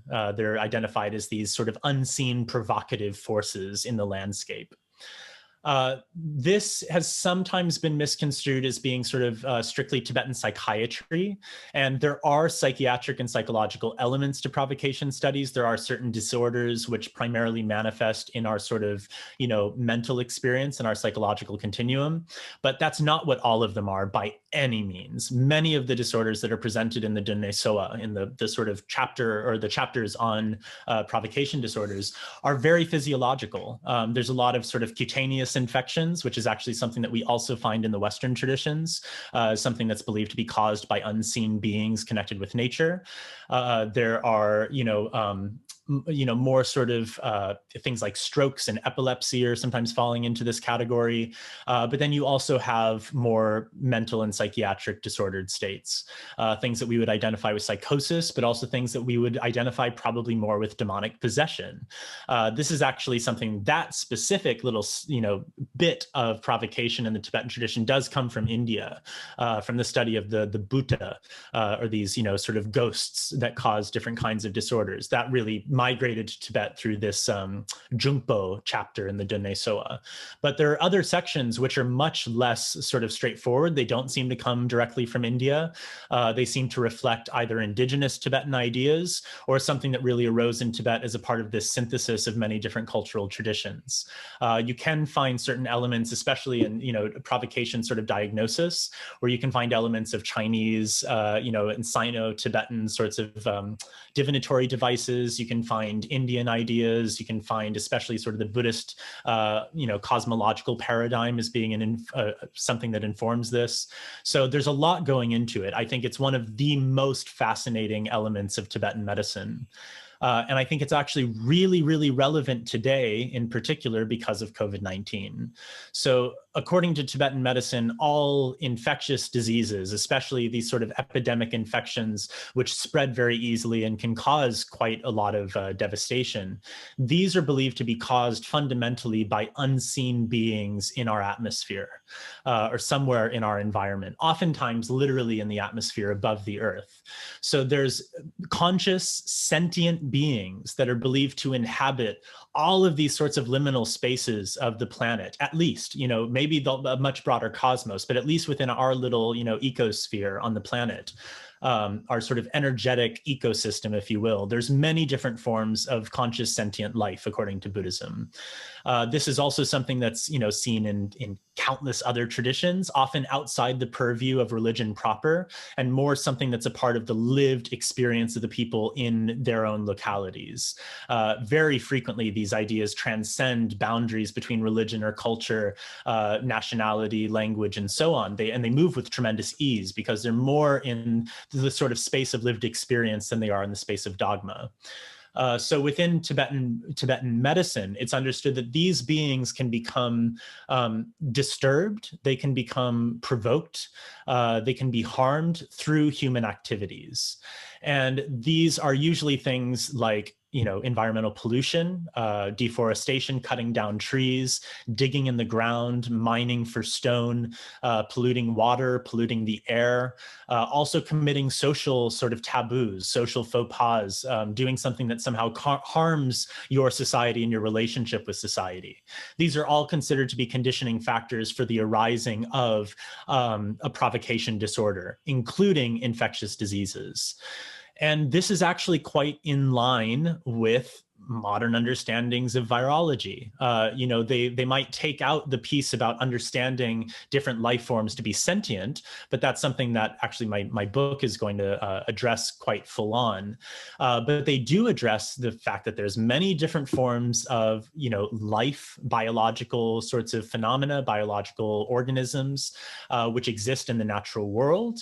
And we encounter more of those as humans when we disturb the natural world, if we clear cut forests, if we go into wild places where we have, for instance, bat colonies outside of Wuhan, then we might find ourselves in situations where we're exposed to sort of unseen beings that can make us very sick and that we can then pass on to our brethren in our own communities and can ultimately impact really, giant ranges of beings.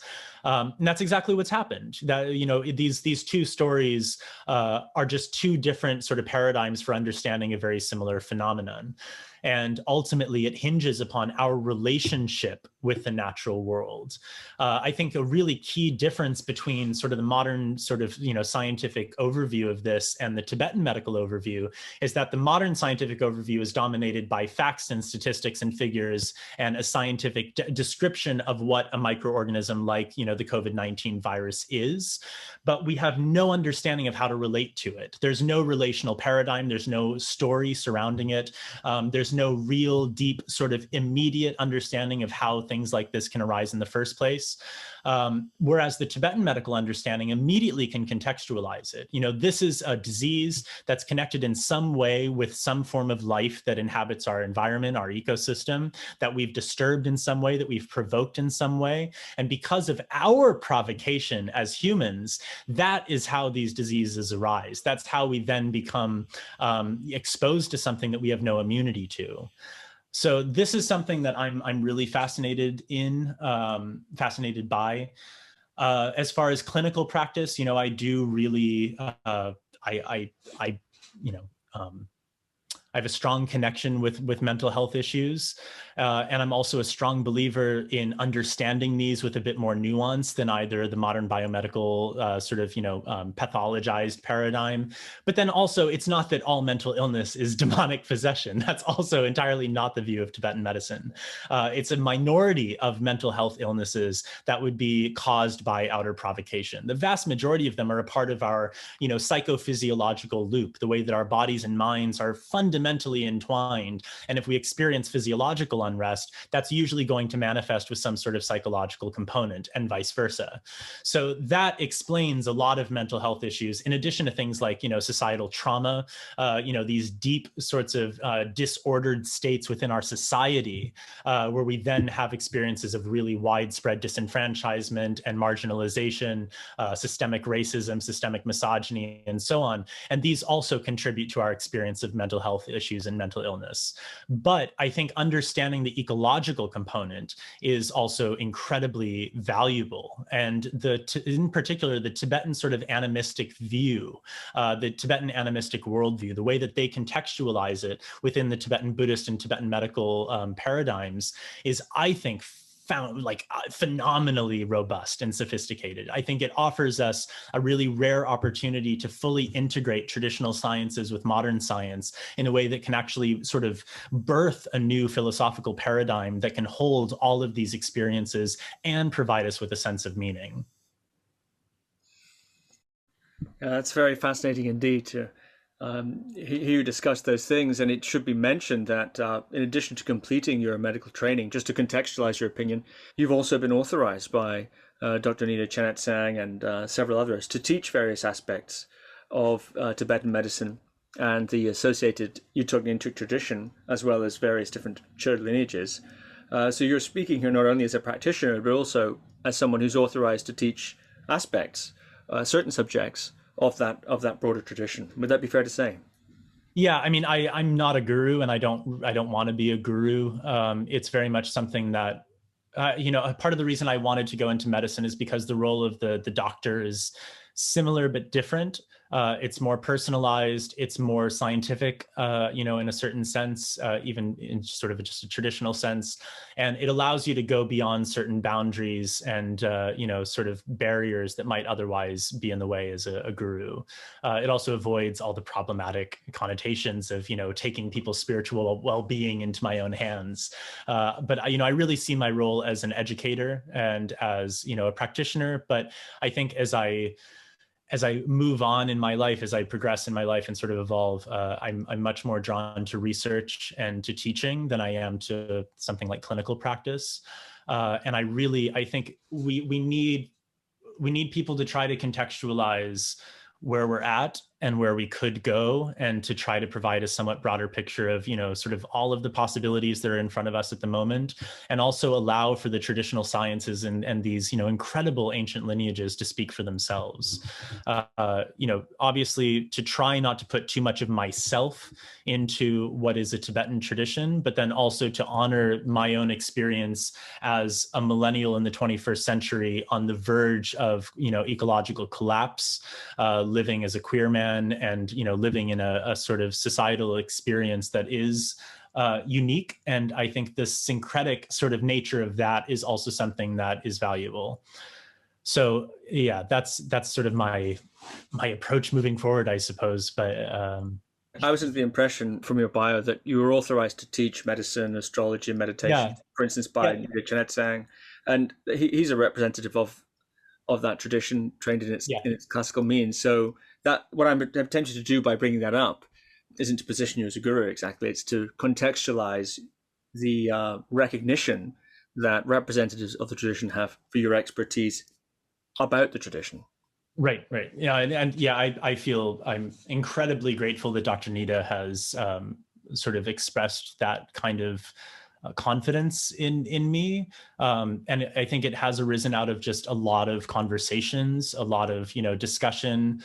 He's seen my sort of progress and my trajectory over the years, and I think we think very similarly. He's quite a he can be quite a savant in a lot of ways. He's very, very unconventional, and he's not afraid to be unconventional. And this is something that I really received from both of my main teachers, Dr. Nida and also Lama Tsultrim, is that they've never been afraid to step outside of the box and to present things in a new way based on their personal experience and their own research.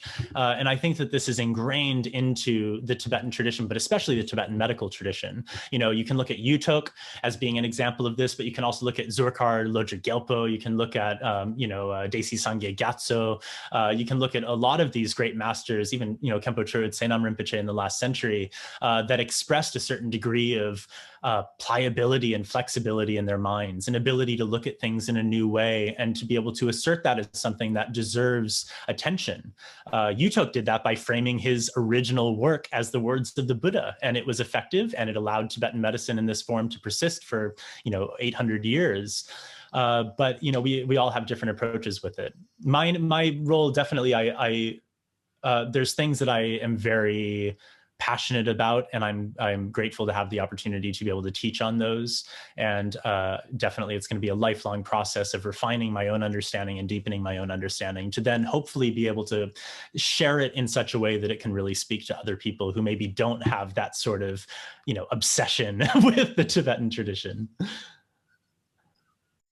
Could you say a little about astrology and your interest in astrology, which is also quite deep and something I think you're known for, and those that are aware of your work? Could you talk a little bit about that and its relevance to, I suppose, the healing arts and sciences that you've been a student of? Yeah, I mean, Tibetan medicine is still very much a sister science to Tibetan astrology. They still have this sort of relationship in a traditional context. So if you go to Mensikang, you can either take the Tibetan medicine route or you can take the Tibetan astrology route. Each of them are 4-year programs, 5-year programs, actually. Very extensive. You have to memorize a bunch of stuff, learn a bunch of things. It's very complex. But they tell you in Tibetan medicine school, and we were told in our class as well, that every Tibetan doctor has to at least be an amateur Tibetan astrologer, and every astrologer has to at least be an amateur doctor. And this did stick with me. I wasn't terribly interested in astrology when I started studying Tibetan medicine. It was a part of my sort of very early childhood interests, but it was something that I had long sort of dropped for what I perceived to be sort of more respectable philosophical and magical traditions with Tibetan Tantra. And I was a bit surprised to discover that astrology still had such a prominent place. But when we were taught astrology in school, we were taught elemental astrology, so part of the Naktsi tradition, that's really Sino-Tibetan elemental astrology. And I was interested in it. I was really interested in how it aligned with so many other elements of Tibetan Buddhist phenomenology. You have the 5 elements present in medicine and in spirituality and tantra and ritual arts, everything in botany, everything is categorized within the context of the 5 elements. And to understand the sort of fundamental calculations, the mathematics behind the elements, which is what you get with elemental astrology, that was really gripping and very fascinating, but I never saw myself doing it professionally. I never thought that this would be a significant part of my life. I was eventually led to Hellenistic astrology by a peer of mine, by one of my classmates, and that really sort of changed my life. Hellenistic astrology being the astrological tradition that emerged in Hellenistic Alexandria around the turn of the first millennium. This is something that is very difficult to correctly identify. People would say it's Alexandria, it's Egypt, so isn't it Egyptian medicine? Yes, but at this point, Alexandria and Egypt were very Hellenistic. They were Greek-speaking. It was very much a Hellenistic sort of environment. But the connections between all of these different traditions, especially ancient Egyptian and other ancient African traditions, interacting with what was at this point Babylonian astrology, really helped to form something that was unbelievably sophisticated. And this is the basis of still what we use as modern astrology in the West. It's also one of the most important bases for Indian astrology, for Jyotish, which includes some ancient Indian methods, some things that might have gone specific or directly from ancient Babylonia to India, but then also pieces that traveled from the Hellenistic, Alexandrian sort of Greek world to India.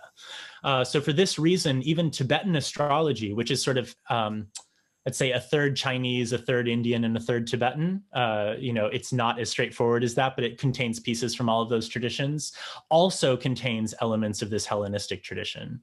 So I really sort of went a bit more full throttle with the Hellenistic astrological studies because I found it to be so efficacious. And I still, many years after starting to do these, charts and readings for people. I've done hundreds of readings for folks, and I've never had a single experience that has felt like, oh, this really wasn't correct. All of them have been a bit mind-bogglingly efficacious. So because of that, I've continued working with it and using it and teaching on it. But it was never sort of the core of my path by any means. I think where it comes really quite in handy is one in understanding the macrocosm, microcosm, understanding the as above, so below ideology in the Hermetic tradition, and also in the Kala chakra, as it is outside, so it is inside, and as it is inside, so it is in the other. Both of these concepts arose actually in, very similar sorts of periods. The Hermetic idea would have been a bit older than the Kala chakra tantra itself, but, we have similar ideas of this outer reflection of inner truths. And astrology helps us to really observe that as something that's a bit more empirically observational. You can't make up the calculations. People do and did. There were different approaches to different calculations. But when it comes to the objective locations of the planets and stars in relation to our place on the Earth, it has an empirical sort of slant to it. What I do think is interesting is that, we sometimes think that astrology and medicine, they've always been together, and maybe only recently they started, going their separate ways. And that is also a bit of a fallacy. The reality is that, in ancient Rome, ancient Greece, Alexandrian, era, and also in Europe for a long time, medicine and astrology were not so much sister sciences as like distant cousins, which were competing with each other for the inheritance of the patriarch or something. They both wanted to be the people that you turn to if you're feeling ill, if something's going wrong, and if you need to figure out what's going on. So like Galenos, Galen, his own prognostication methods were really treated as an alternative to astrology, or vice versa. You might choose to go to a Galenic prognosticator or go to a classical astrologer to figure out what's wrong and what you need to do. So really they were in competition in the classical era more than they were in communion. But then there were some fake texts attributed to Hippocrates and contributed to Galen that basically retrofitted a system for medicine and astrology to work together. And that's how we ended up with a much more sort of integrated tradition in the West. So as far as my own personal sort of approach with it, I think it also speaks to a deep philosophical understanding of the fallacy of free will, and sort of the real orientation of our identities and our experiences as embodied beings in the cosmos. We don't have a lot of free will. We don't have free will. There's no such thing as free will in Buddhism. We have karma. We have karma from previous experiences, which help to inform our current experiences and our current decisions. And it's very difficult to break out of that cycle. That's why we go around and around and around forever. That's, beginningless time, cyclical birth, cyclical, reality from beginningless time. To break free from that cycle is liberation, and it's very necessarily difficult. And I think astrology really gives us a little picture of this. It shows us that actually from the moment of your birth, we can evaluate your karmic circumstances to determine what your experience is going to be like when you're 65 years old.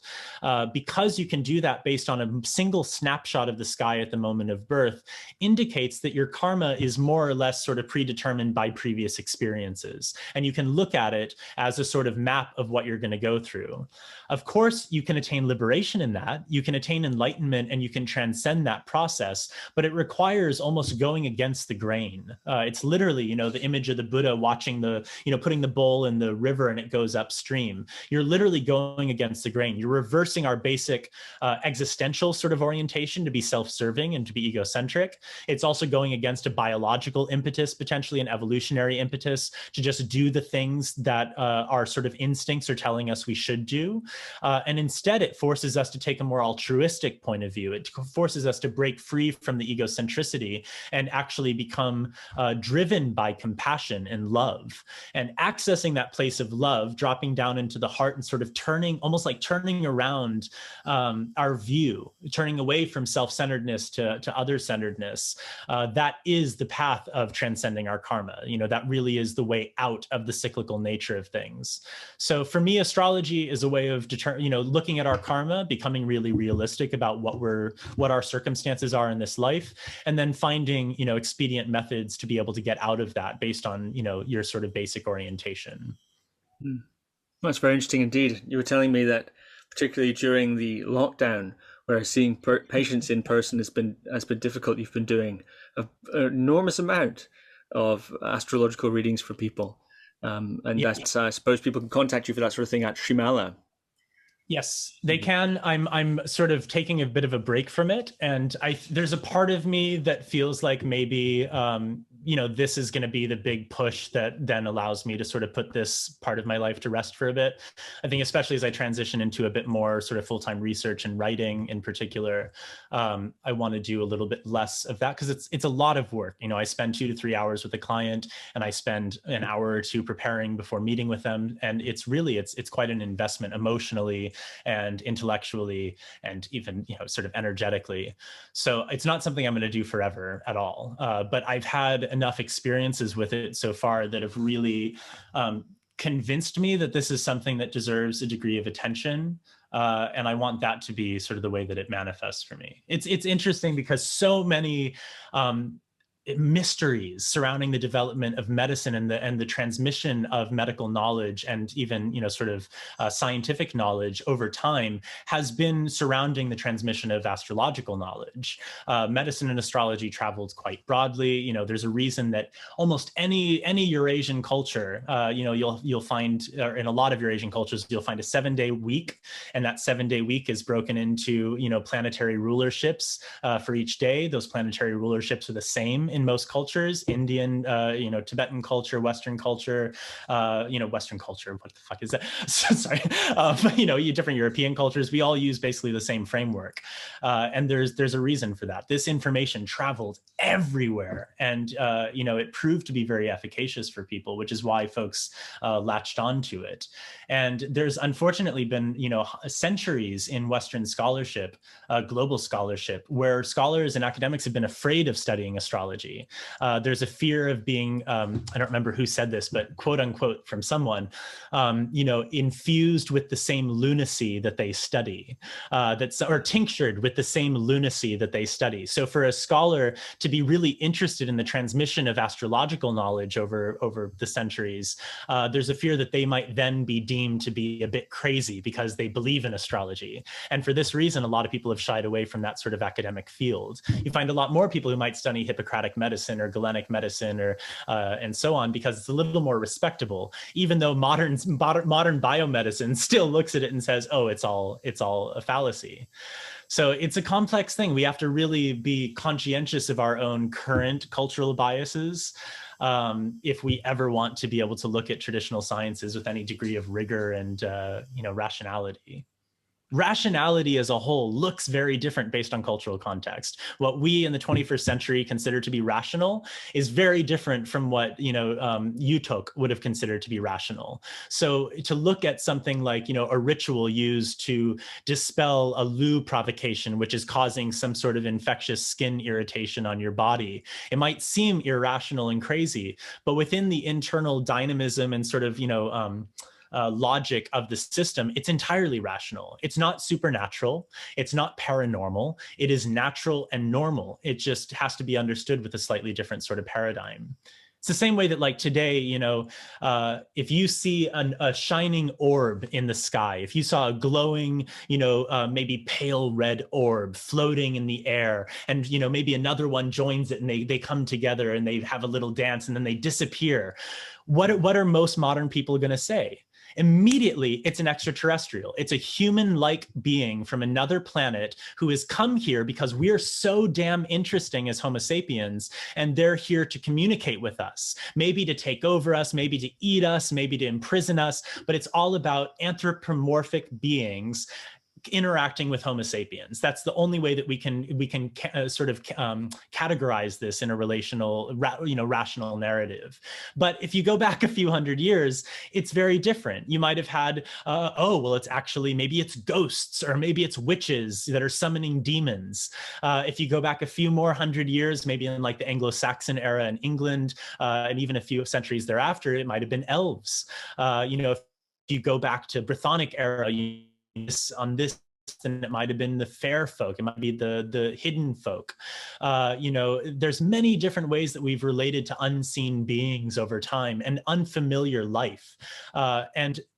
Basically, whether or not we consider it rational is just a function of which era we find ourselves in.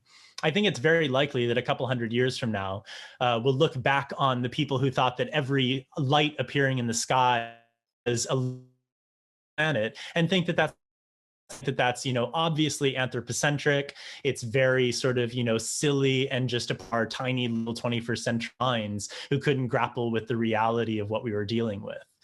So it always shifts. The point of what is rational is it's a constant moving target.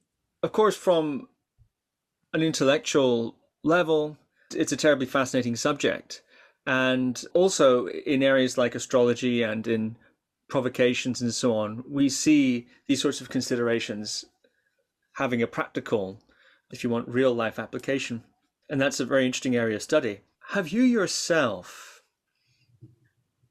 in terms now of personal experience, encountered what I suppose some people might say UFOs, some people might say spirits or hidden folk and so on? I know that you're very fond of visiting places of significance in terms of these traditions, places that are said to be portals and so on, of which, of course, in England there are many where you're living now. Have you yourself had first-hand experience of these sorts of, by whatever definition, paranormal, or if you like, within Utok's view, normal sorts of experiences, encounters? So it's when I was very young, I had an experience, but I was very, very young, and the way it's presented in my mind is very sort of clear, which I think is a little bit abnormal for childhood experience, but it was something that I shared with my father immediately and asked him to try to help me figure out. And I remember being very earnest about it. And it was essentially an experience of, I grew up in New Hampshire, and we had a home that was backed up by a little forest. And I would always spend time in that forest. That was, I think a big part of my love for forests, which then was really stoked by Tolkien. But I remember in that I climbed under, some briars or something. It was some sort of, this bush, and there was like a tunnel that emerged, and I came through it, and I came to this tiny little opening, and it was, there was a fountain, and it wasn't an ornate fountain. It was basically just a rock above with some sort of a spout, and there was water coming out of it and going into a basin below. And I can see it very clearly in my mind's eye. And it was a very viscerally true experience for me when I was a kid. Might have been 6 years old, something around that. So very young. And I remember immediately going to my father, explaining what I had found, and asking him to go into the woods to help me find it, and to bring him back to it, to show him what I had seen. And I could never find it again. And I remember going many times in my childhood back into the woods and trying to find, what I went through to get to it. And I could never do that. I have no idea if that was a genuine lived experience, or if it's a sort of perverted memory in my mind, or something that my imagination cultivated. I was very young, but I perceived it as being something that it provided this sort of incontrovertible proof that there was something beyond the sort of, immediate scene reality. I also had a number of non-visual apparitional sorts of experiences, both with my parents and our home that I grew up in, which was a new build. It wasn't an old home, but it was on an old land, an old farmstead's land. And very, very minor other experiences, including attempting to summon a demon when I was about 7 years old with my babysitter, using an actual book that did have an invocation to various demons. I've tried so hard to find this book again, and I've never been able to. And it resulted in a big crash in the kitchen, which we could never identify the source of. So this was, this is sort of the extent in childhood. Do you recall which demon you attempted to summon? It was like an invocation, if I remember correctly, of King Solomon, who was being treated as sort of like the king of demons in this particular text. And I remember very specifically, it was like a book where one page had like an invocation, the other one had a line drawing. And I was super into this, and it was proper sort of, like Judeo-Christian demons, very sort of classic things that you'd find in more of a ritual magic sort of atmosphere. And I was very into that, but super young. And I had this very strange experience. The babysitter never came back. I don't think I ever saw her again. Her name was Amanda. And she never babysat for me again because she was really put off by this, understandably so. But as an adult, I'd say that, my experiences with sort of like hidden folk or fae folk and so on have been more in an imaginal and sort of spiritual space of practice. If I'm doing ch in a sort of wild environment, then within the space of my mind, then, I will have these sorts of things arise. But the line between imaginative sort of like contrivance and authentic seeing through to, through the thin veil into the other realm is a little bit sketchy. And I would never claim to be a sensitive sort of person in that way. I think I am in certain ways to certain, sorts of like emotional and energetic experiences, but I've never been someone who sees ghosts or hears ghosts or receives visions or receives, downloads from another realm or from angels or from spirits or from gods and so on. I'm not that. And my work as an astrologer also, I'm always very straightforward with people about, I'm not psychic. I do not have psychic capacities or abilities. I cannot speak to your dead loved ones. I don't do any of that. All I can do is read this chart based on traditional protocols and based on an understanding of the underlying archetypes. But that's, I think something quite different.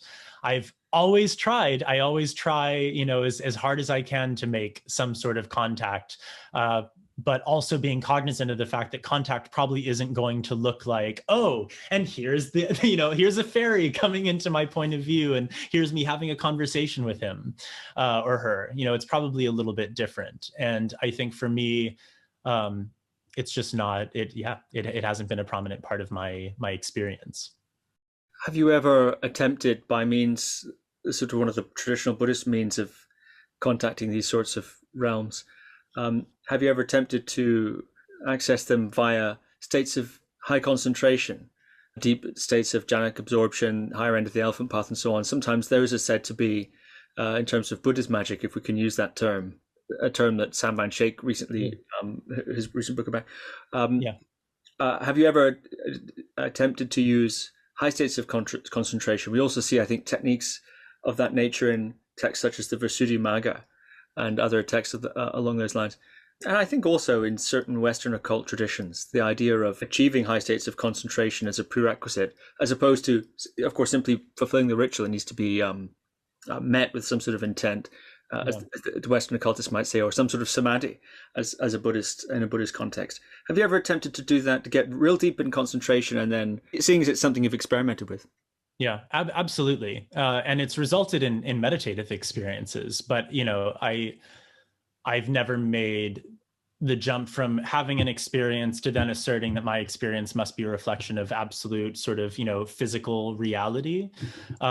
I always just sort of take it in. I very much was always told by my meditation instructors never to become attached to the sort of nyams, like never to become attached to the meditative experiences, to do the practice, to engage with it diligently, but not to fall too far into sort of grasping at experiences. And whether or not that's entirely the right approach, I don't know. I think that, there's more that I could do if I sort of broke out of that mindset a little bit, which might come off as being a bit sort of puritanical. There are, I think as a Chibpa, that's the primary sort of framework through which I engage with this so-called sort of unseen realm. I try to do Chud, when I travel, I do it quite frequently. I try to go to natural places and sensitive places, which is another topic in my book. There's Nyensa, and these are places where I definitely try to have some sort of make some sort of communion and some sort of an experience. But for me, because it's always been more about trying to apologize, trying to provide, offerings, trying to demonstrate my own sort of good heart in approaching them, as opposed to trying to sort of like get information out of them or wisdom out of them.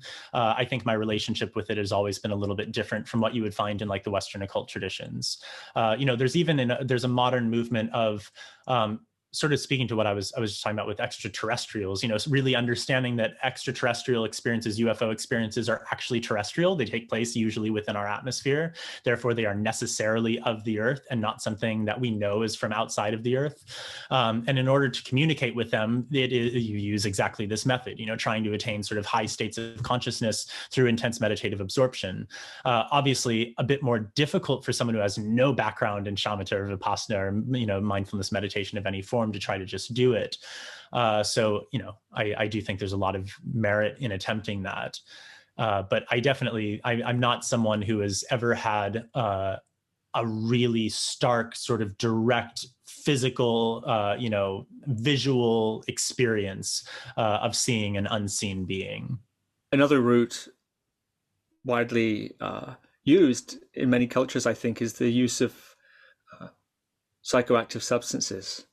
Everything. Now, I noticed in your bio you have plant spirit healing and so on there, which to me always brings to mind, perhaps wrongly in this context, psychoactive substances. Often in a traditional context is, I think, what's implied there, but perhaps not. Have you experimented with those sorts of psychoactive substances? I'm thinking, of course, of psychoactive mushrooms, ayahuasca and soma and such things.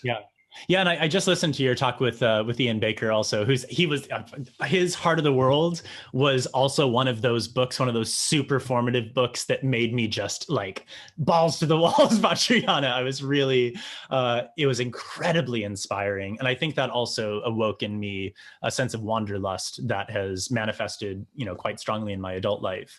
I spent years just as a nomad, and that was really, I think, partially based in Ian's work, and just the inspiration that he provides in that piece. So yeah, I'm very honored to be appearing anywhere within the same sphere as Ian Baker. But yeah, the plant spirit medicine that I mentioned in the bio is actually more related to an approach to plant spirit medicine in which you attempt, not necessarily through psychoactive compounds, to relate in some way with the spirit of a plant, with sort of the fundamental conscious being that would be attached to it, and then using that relationship as the sort of medium through which you can heal others. This is something that I had some exposure to in conjunction with 5-element acupuncture, even though I was never an acupuncturist, but 5-element Chinese medicine. And that was imbued with this sort of plant spirit medical tradition when I was at Naropa. I have certainly had experiences with, entheogenic substances, with, psychoactive substances, and I believe very strongly in their capacity to act as teachers. I think my relationship at this point in time, largely based on the research that I've done, but also largely based in personal experiences and certain sensibilities from, the Tolkien sorts of mythos and things like that, is that, plants are sentient to some degree. I do believe that plants, especially trees, but plants of all kinds and likely all organic life, has some degree of subjective awareness. It has some degree of a lived experience that it's going through. And I do think that some of the compounds that are produced by these different forms of life can help us to potentially access certain dimensions of experience in which we can commune with nature in a more direct way. I think that there's profound levels to this, obviously, where we can see the real nature of phenomena, partially by almost queering our experience of phenomena, of breaking free from the norm and seeing things in a distinctly different way. That's very profound, and it can have really wide-reaching sort of existential effects. But then I think it has also very sort of mundane, rational applications, things that you find, for instance, in South America, where there's an understanding that taking ayahuasca was something that allowed you to then commune with nature, to be able to communicate with other plants that aren't part of the ayahuasca brew, to ask them, what is it that you can do for us? How is it that we can relate with you in a healthy way that you can benefit us, and vice versa? And I think that's a really profound level of this sort of work. a psychedelic compound found in a vine or in a mushroom or what have you. This is giving you access to a different kind of teacher. And just like in the tantric tradition, your teacher is there to introduce you to things, to give you guidance, to answer questions, and then to set you on your way.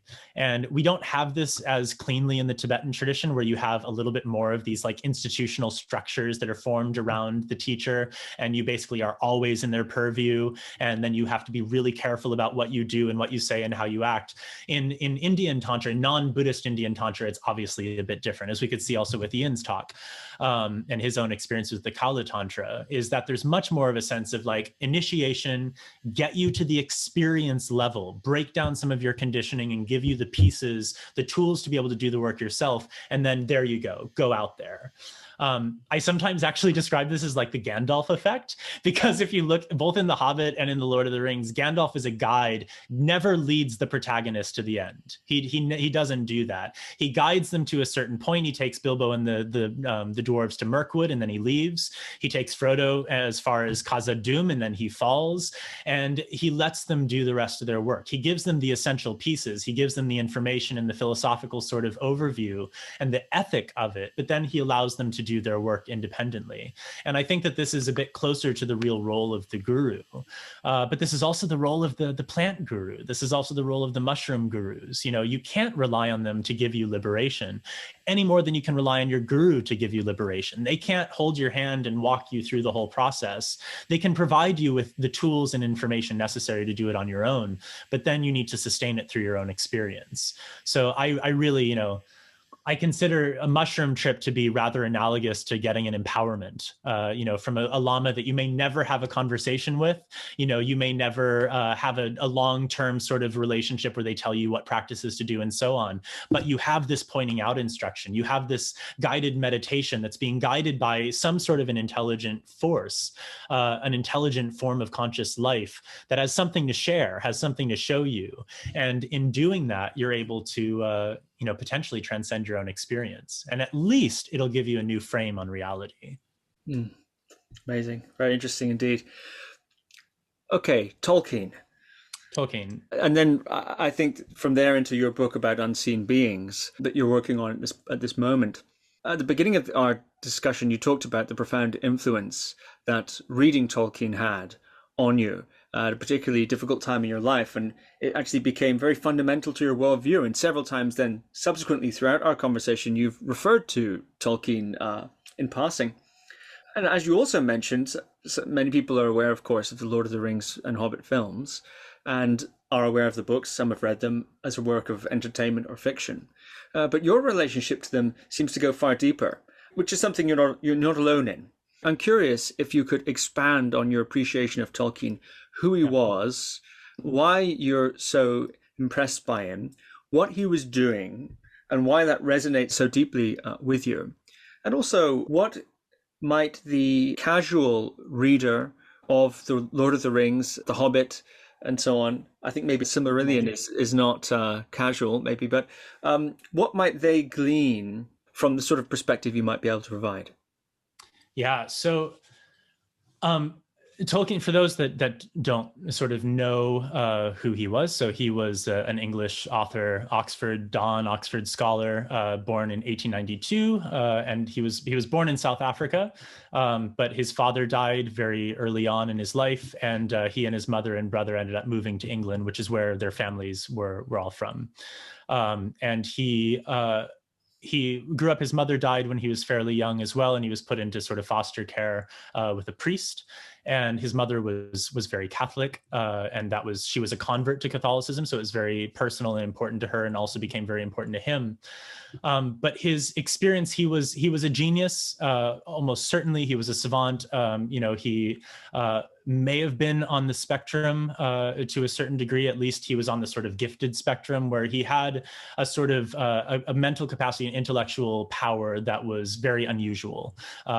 He's in line more with people like Da Vinci, I think, were these genius minds who had different interests but equal degrees of genius, I think. And with Tolkien, he very early on had an affinity for language. So from the time he was like 15, 16 years old in his, high school, workbooks, he would start cultivating these languages. And this went on throughout his entire life. He was always a sort of born linguist, and he had a phenomenal understanding of linguistic development and how languages evolve. He was also a master of like Proto-Indo-European, so some of the more fundamental linguistic roots across Eurasia, which are common to, Old Norse and also Sanskrit. So the thing, the sort of fundamental source that connects many of these different linguistic traditions. As he sort of went through his life, he had a number of what seemed to be sort of mystical experiences. And I think because of his Catholicism, he always couched these in very specific sorts of ways and tried to allow them to manifest in a purely sort of academic and artistic fashion, when in reality, what was going on beneath the surface was definitely something closer to what we would identify as like revelation. In the Tibetan tradition, there's this epic of Gesar of Ling, which is sort of the Tibetan myth. It's the Tibetan mythic epic. It's very, very long. There's countless chapters that are added constantly. And the people that carry on the tradition are known as revelatory bards or bapdrung, who receive chapters and whole, vignettes from the story through these sort of revelatory experiences. And it's very similar to what Tolkien experienced. Early on, when he was in university, when he was studying at Oxford in his undergrad, he experienced a poem by Cynewulf, which is from the Christ books. It was the first, the Christ one.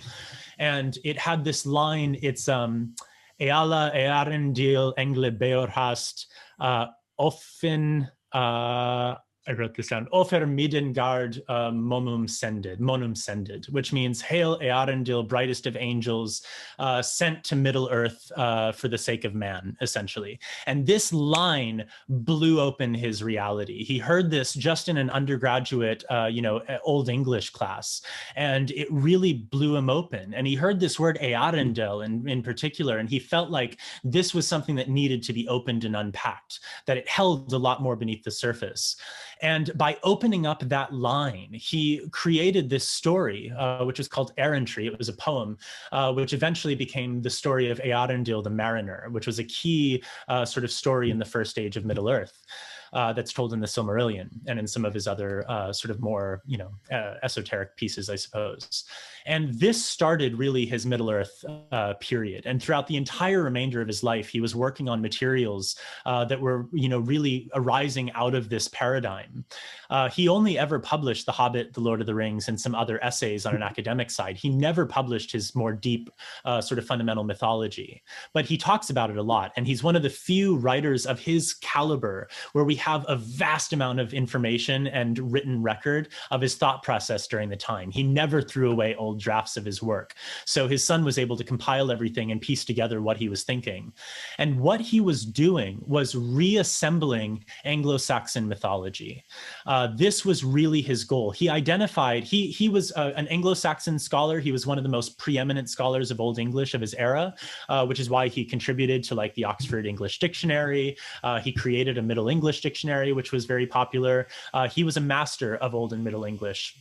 He was also very well versed in Brythonic languages like Welsh.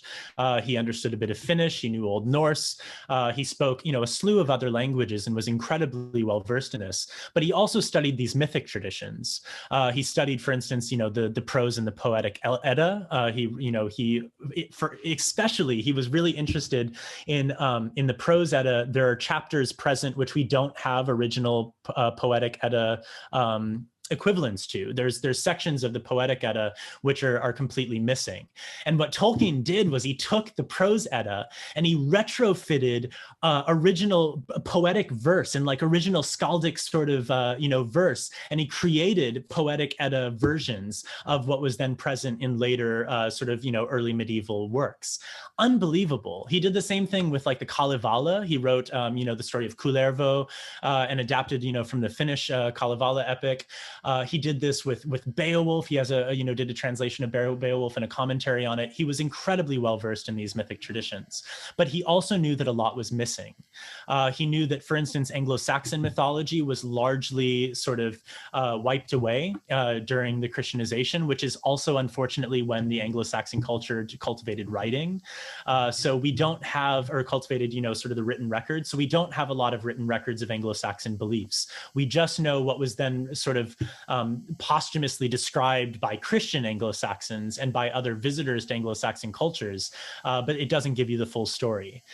We also, in Britain, we have the Brythonic sorts of story of King Arthur and the Arthurian legends, which really describe the Brythonic resistance to Anglo-Saxon invasion. It doesn't represent the sort of story of the English people today. It shows the story of those before the Anglo-Saxons that tried to, defend Britain against these invaders from the Germanic, sorts of parts of the world. So Tolkien felt like, we're really missing something. We're missing the Anglo-Saxon stories. We're missing the English myth that's really, before the Christianization, that was really in the landscape itself. So through his research, studying ancient Norse literature, studying Germanic literature, studying Brythonic literature, and studying, Norman literature and Anglo-Saxon mythology and so on, he was able to piece something together, which was then manifest in the Silmarillion and in his other works. Some people claim that he didn't succeed in writing the myth for England because he didn't place it so firmly in English soil. When you read Lord of the Rings, you would never know that this is supposed to be in the real earth and that the Shire is essentially Oxfordshire, that this is really how it's placed. But if you dig a bit deeper to like the Book of Lost Tales, the Notion Club papers, which really deal with the topic of lucid dreaming and dream travel and interacting with different places in time through dreams, we can actually see a little bit more of the framework that he was actually living through, that he was experiencing. It seems very clear that Tolkien had revelatory experiences. In a hole in the ground there lived a hobbit. That was something that was entirely uncontrived. It came from an unconscious place while he was grading term papers, and he didn't know what it meant. He had never thought of the term hobbit before. He didn't know what it would mean, and he had to investigate what it meant to have the mythology arise. Much more organic revelation, much more organic mythogenesis, as opposed to, writing something that's really contrived. We can also see that probably he was a really prolific dreamer. It seems through his semi-autobiographical vignettes that he has in some of his works, like the Notion Club papers, we can see that, his characters have lucid dreaming experiences, and they communicate with other beings in those spaces and receive sort of mythic elements of their own world. It goes back in time as opposed to going to a different planet. It's really about being on this earth and coming to a deeper understanding of how traditional people, especially on this landmass for him, viewed their relationship with the natural world. But as for practicalities, we think of elves, like the tall elves are the Tolkien elves versus the real old elves are like little mini diminutive elves. And actually the old elves are the tall Tolkien elves. He revived an ancient tradition. He revived really a more traditional understanding of these different forms of unseen beings. Even something like an ent. Ent is an Old English term. This is something that you find in Anglo-Saxon mythology, and you can also find correlates in Norse mythology. The idea of dwarves, the idea of these talking trees in particular, not just the ents, but the huorns, that the trees are actually sentient and alive. These are all elements of, really traditional Western Germanic, Norse, Anglo-Saxon, and so on traditions. They weren't strangers to this sort of animistic worldview. And what I find to be most sort of promising here is that if we can view it as something that's not just a fantasy story written by a creative author, and instead the creative sort of, result of a scholar taking a deep dive into pre-Christian mythology in Germanic, Anglo-Saxon, Brythonic, and Norse cultures, and view it that way, then it takes on a bit more gravity. It becomes one of the better examples of what we have today of what Anglo-Saxon mythology might have looked like, and therefore what the pre-Anglo-Saxon Brythonic mythologies might have incorporated and used, what we might, have had incorporated from the Norse traditions and so on. And the one last thing that I find to be really interesting about it is the fact that he also knew a lot about Sanskrit materials. He actually, the 7 rivers of Assyrian are the 7 rivers of the Rig Veda. They're actually translated into Elvish, but their etymology in Elvish is almost the exact same etymology as the 7 rivers of the Rig Veda in Sanskrit. We never hear this. Humphrey Carpenter's, biographies of Tolkien, any of the scholastic works on Tolkien, very infrequently do you find an understanding that he was actually much more intercultural than just being, sort of white Europe. Sometimes he's accused of having his work is accused of having racist overtones because it was focused on white sort of Anglo-Saxon culture. But really, he doesn't stop there. He acknowledges the incredible, interchange of information that went across ancient Eurasia, and he incorporated elements of the Mahabharata, of the Rig Veda, which we only find in Indian materials, but he obviously knew it, and he infused it into his tradition, not to show like, oh, and then we'll put a little bit of this and a little bit of this and a little bit of this, but recognizing that probably even in the Anglo-Saxon era, there were elements of Indic mythology that had already made their way to Great Britain. There might have been elements of Indian thought that were already present there, just like we know that Indian thought probably influenced folks like Pythagoras, and as a result, folks like Hippocrates or Plato. We can also see that potentially these ancient folk traditions were also influenced in that way. Very interesting indeed. We may have to do a future episode one day just on Tolkien, and I could sort of ask you all the different symbolisms and so on about that, because it's really, so amazing. Well, thank you very much, Erik. Perhaps we'll finish with a summary of your in the works book on unseen beings. The book, it's a working title. I don't really know what I'm going to use for it, because part of the problem here is that it's a book about spirits. It's a book about our relationships with spirits over time. But our whole perception of spirits is so intensely shaded by ideas about ghosts, very anthropocentric ideas about ghosts, ideas about religious sort of truths versus folk tales and fallacies, that it's very difficult to use the term spirit and not have it come off incorrectly. This book is essentially founded in an understanding that we're at a really important crossroads as a species. We're on the verge of what may very well be the destruction of our own species and the destruction of many, many other species, which is already a process that is well on its way. The destruction of whole ecosystems, absolute climate catastrophes. It's a scary place that we're in right now. And I think we have to ask the question of why we're in this place when we know more today and we have more access to information than any humans have ever had in history.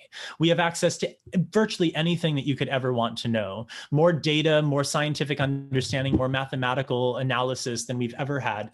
And yet we can't motivate ourselves to actually institute fundamental change. We can't motivate that change.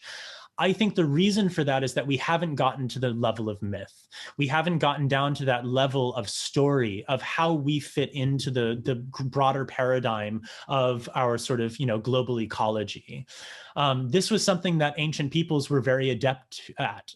They knew that if you want to bring people together, if you want to motivate behavior, if you want to feel a sense of existential belonging, then you need to work on the level of story. You can't just work on the level of observation. And we even know this, marketing folks know this, whenever you're marketed, any sort of product, or when someone is sending an appeal to fundraise for some sort of cause, they usually don't rely on facts and figures. They rely on stories. They rely on, if you see on the TV, an appeal to donate some money to starving children, the approach is to tell you the story of a starving child, give you their name and their story and their circumstances, show them to you, allow you to cultivate a kind of emotional relationship with them. That sets you within a sort of mythic orientation, that you are connected to them, you have a relationship to them, and therefore a responsibility to them. And they've found through research that this is much more efficacious in raising funds for charities than saying there are, X number, hundreds of thousands of homeless children that are, on the streets right now. It's big, it's gripping, it's important, but it doesn't affect everyone in the same way. So I think that in order for us to really ratify the environmental movement, our approach to ecological I wouldn't say stewardship, ecological relationship, is by making it a relational narrative. And it's my feeling that the best way that we can do that is through a kind of sort of rational animism. Animism fundamentally being the decentralization of the conscious experience from just the Homo sapien to many different forms of life, identifying that not only animals have personal inner lives, subjective experiences, and the same degree of conscious awareness that we have, but also plants potentially have this as well. And modern research on plant intelligence is actually incredibly remarkable. We can see that plants like trees can learn, they can memorize information, they can activate some sort of a memory recall, they can communicate both through underground networks of mycelial networks, that's basically like a sort of underground internet. They can communicate through scent. They have basically the ability to produce an amazing number of chemical compounds, which they can then release to call certain beings to them to take care of certain pests and so on. These sorts of activities, modern science, sort of modern science, popular science perceives this to be, it must just be instinct. It's like a robot. It's programmed in a certain way. But we also know that plants can learn new information. We know that they can feel. We know that they can analyze the sensations that they're feeling to make decisions. We know that they can demonstrate certain degrees of selflessness and societal communal sort of well-being. They can sacrifice themselves. There's things that plants do that we know to be very sentient sorts of activities. We know what it's like to be on the inside of that experience, to be taking in tactile information and making decisions based on it. But for a very long time, we've really just sort of implicitly believed that only Homo sapiens can do this to a really, a satisfactory degree. Then maybe some animals, then maybe all animals, or at least all vertebrates, and then maybe some plants, but we're gradually increasing this to recognize at this point that even viruses and bacteria seem to manifest and demonstrate some degree of conscious awareness. And this is something that I think could really change our entire relationship with reality and with the world itself.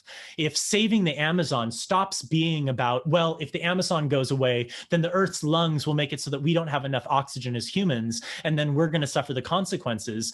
That's not it. That's actually not it. It's true, it's important, but that's not what the fundamental problem is. The fundamental problem is that we don't prioritize any form of life that isn't human, and we're willing to view every other form of life on the planet as a commodity which can be exploited and used to our own ends.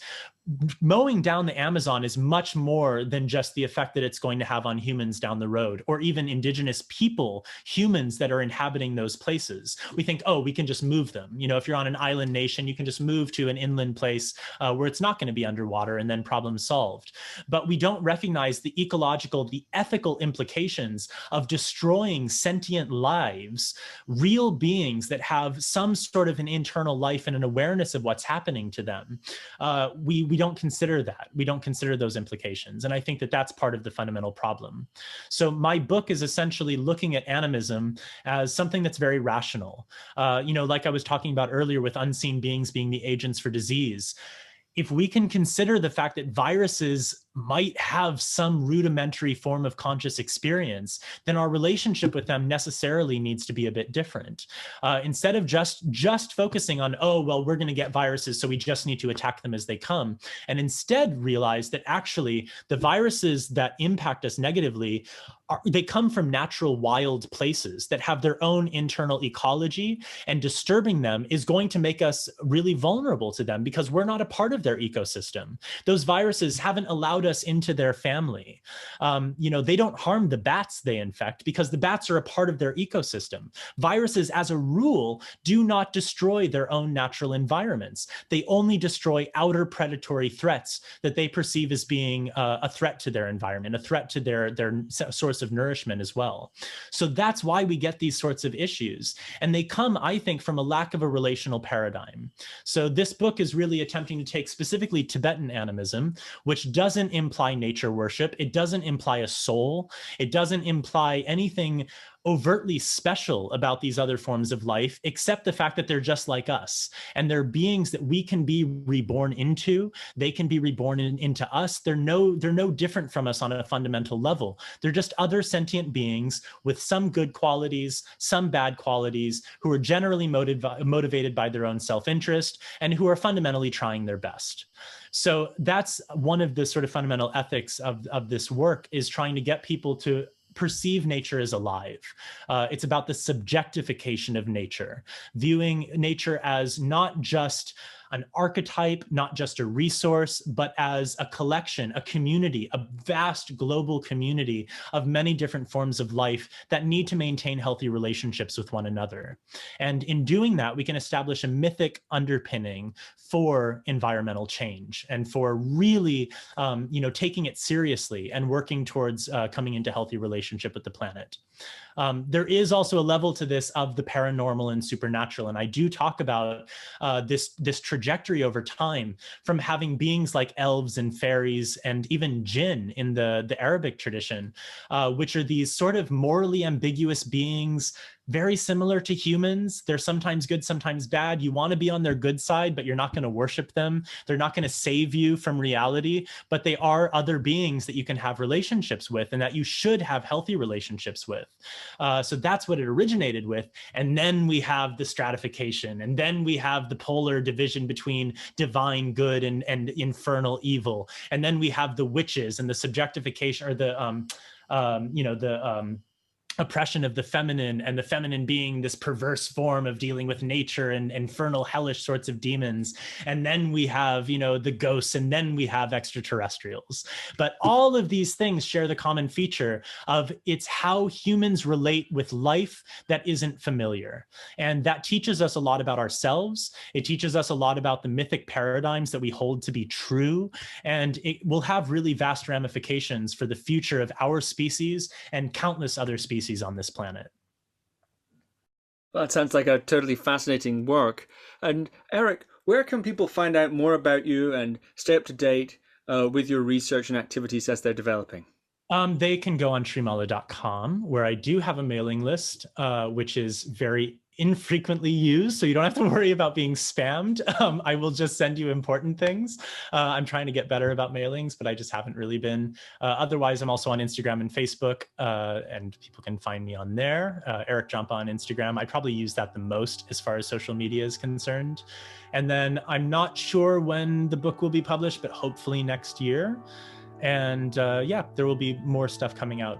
I do also have an event coming up, a retreat that I'll be teaching in August at Taramandala. There's information at srimala.com, but it's sort of a deep dive into Soarikpa, and I'll also be talking a bit about provocation and unseen beings, the history of Tibetan medicine. All of these sorts of topics will be brought in. So if you want a good taste of it and a nice little dunk into the world of Tibetan medicine and Tibetan Buddhism, then that would be a good opportunity. Erik Jampa Andersson, thank you very much. Thank you so much. It was great chatting with you. Thank you for listening to another Guru Viking podcast. For more interviews like these, as well as articles, videos, and guided meditations, visit www.guruviking.com.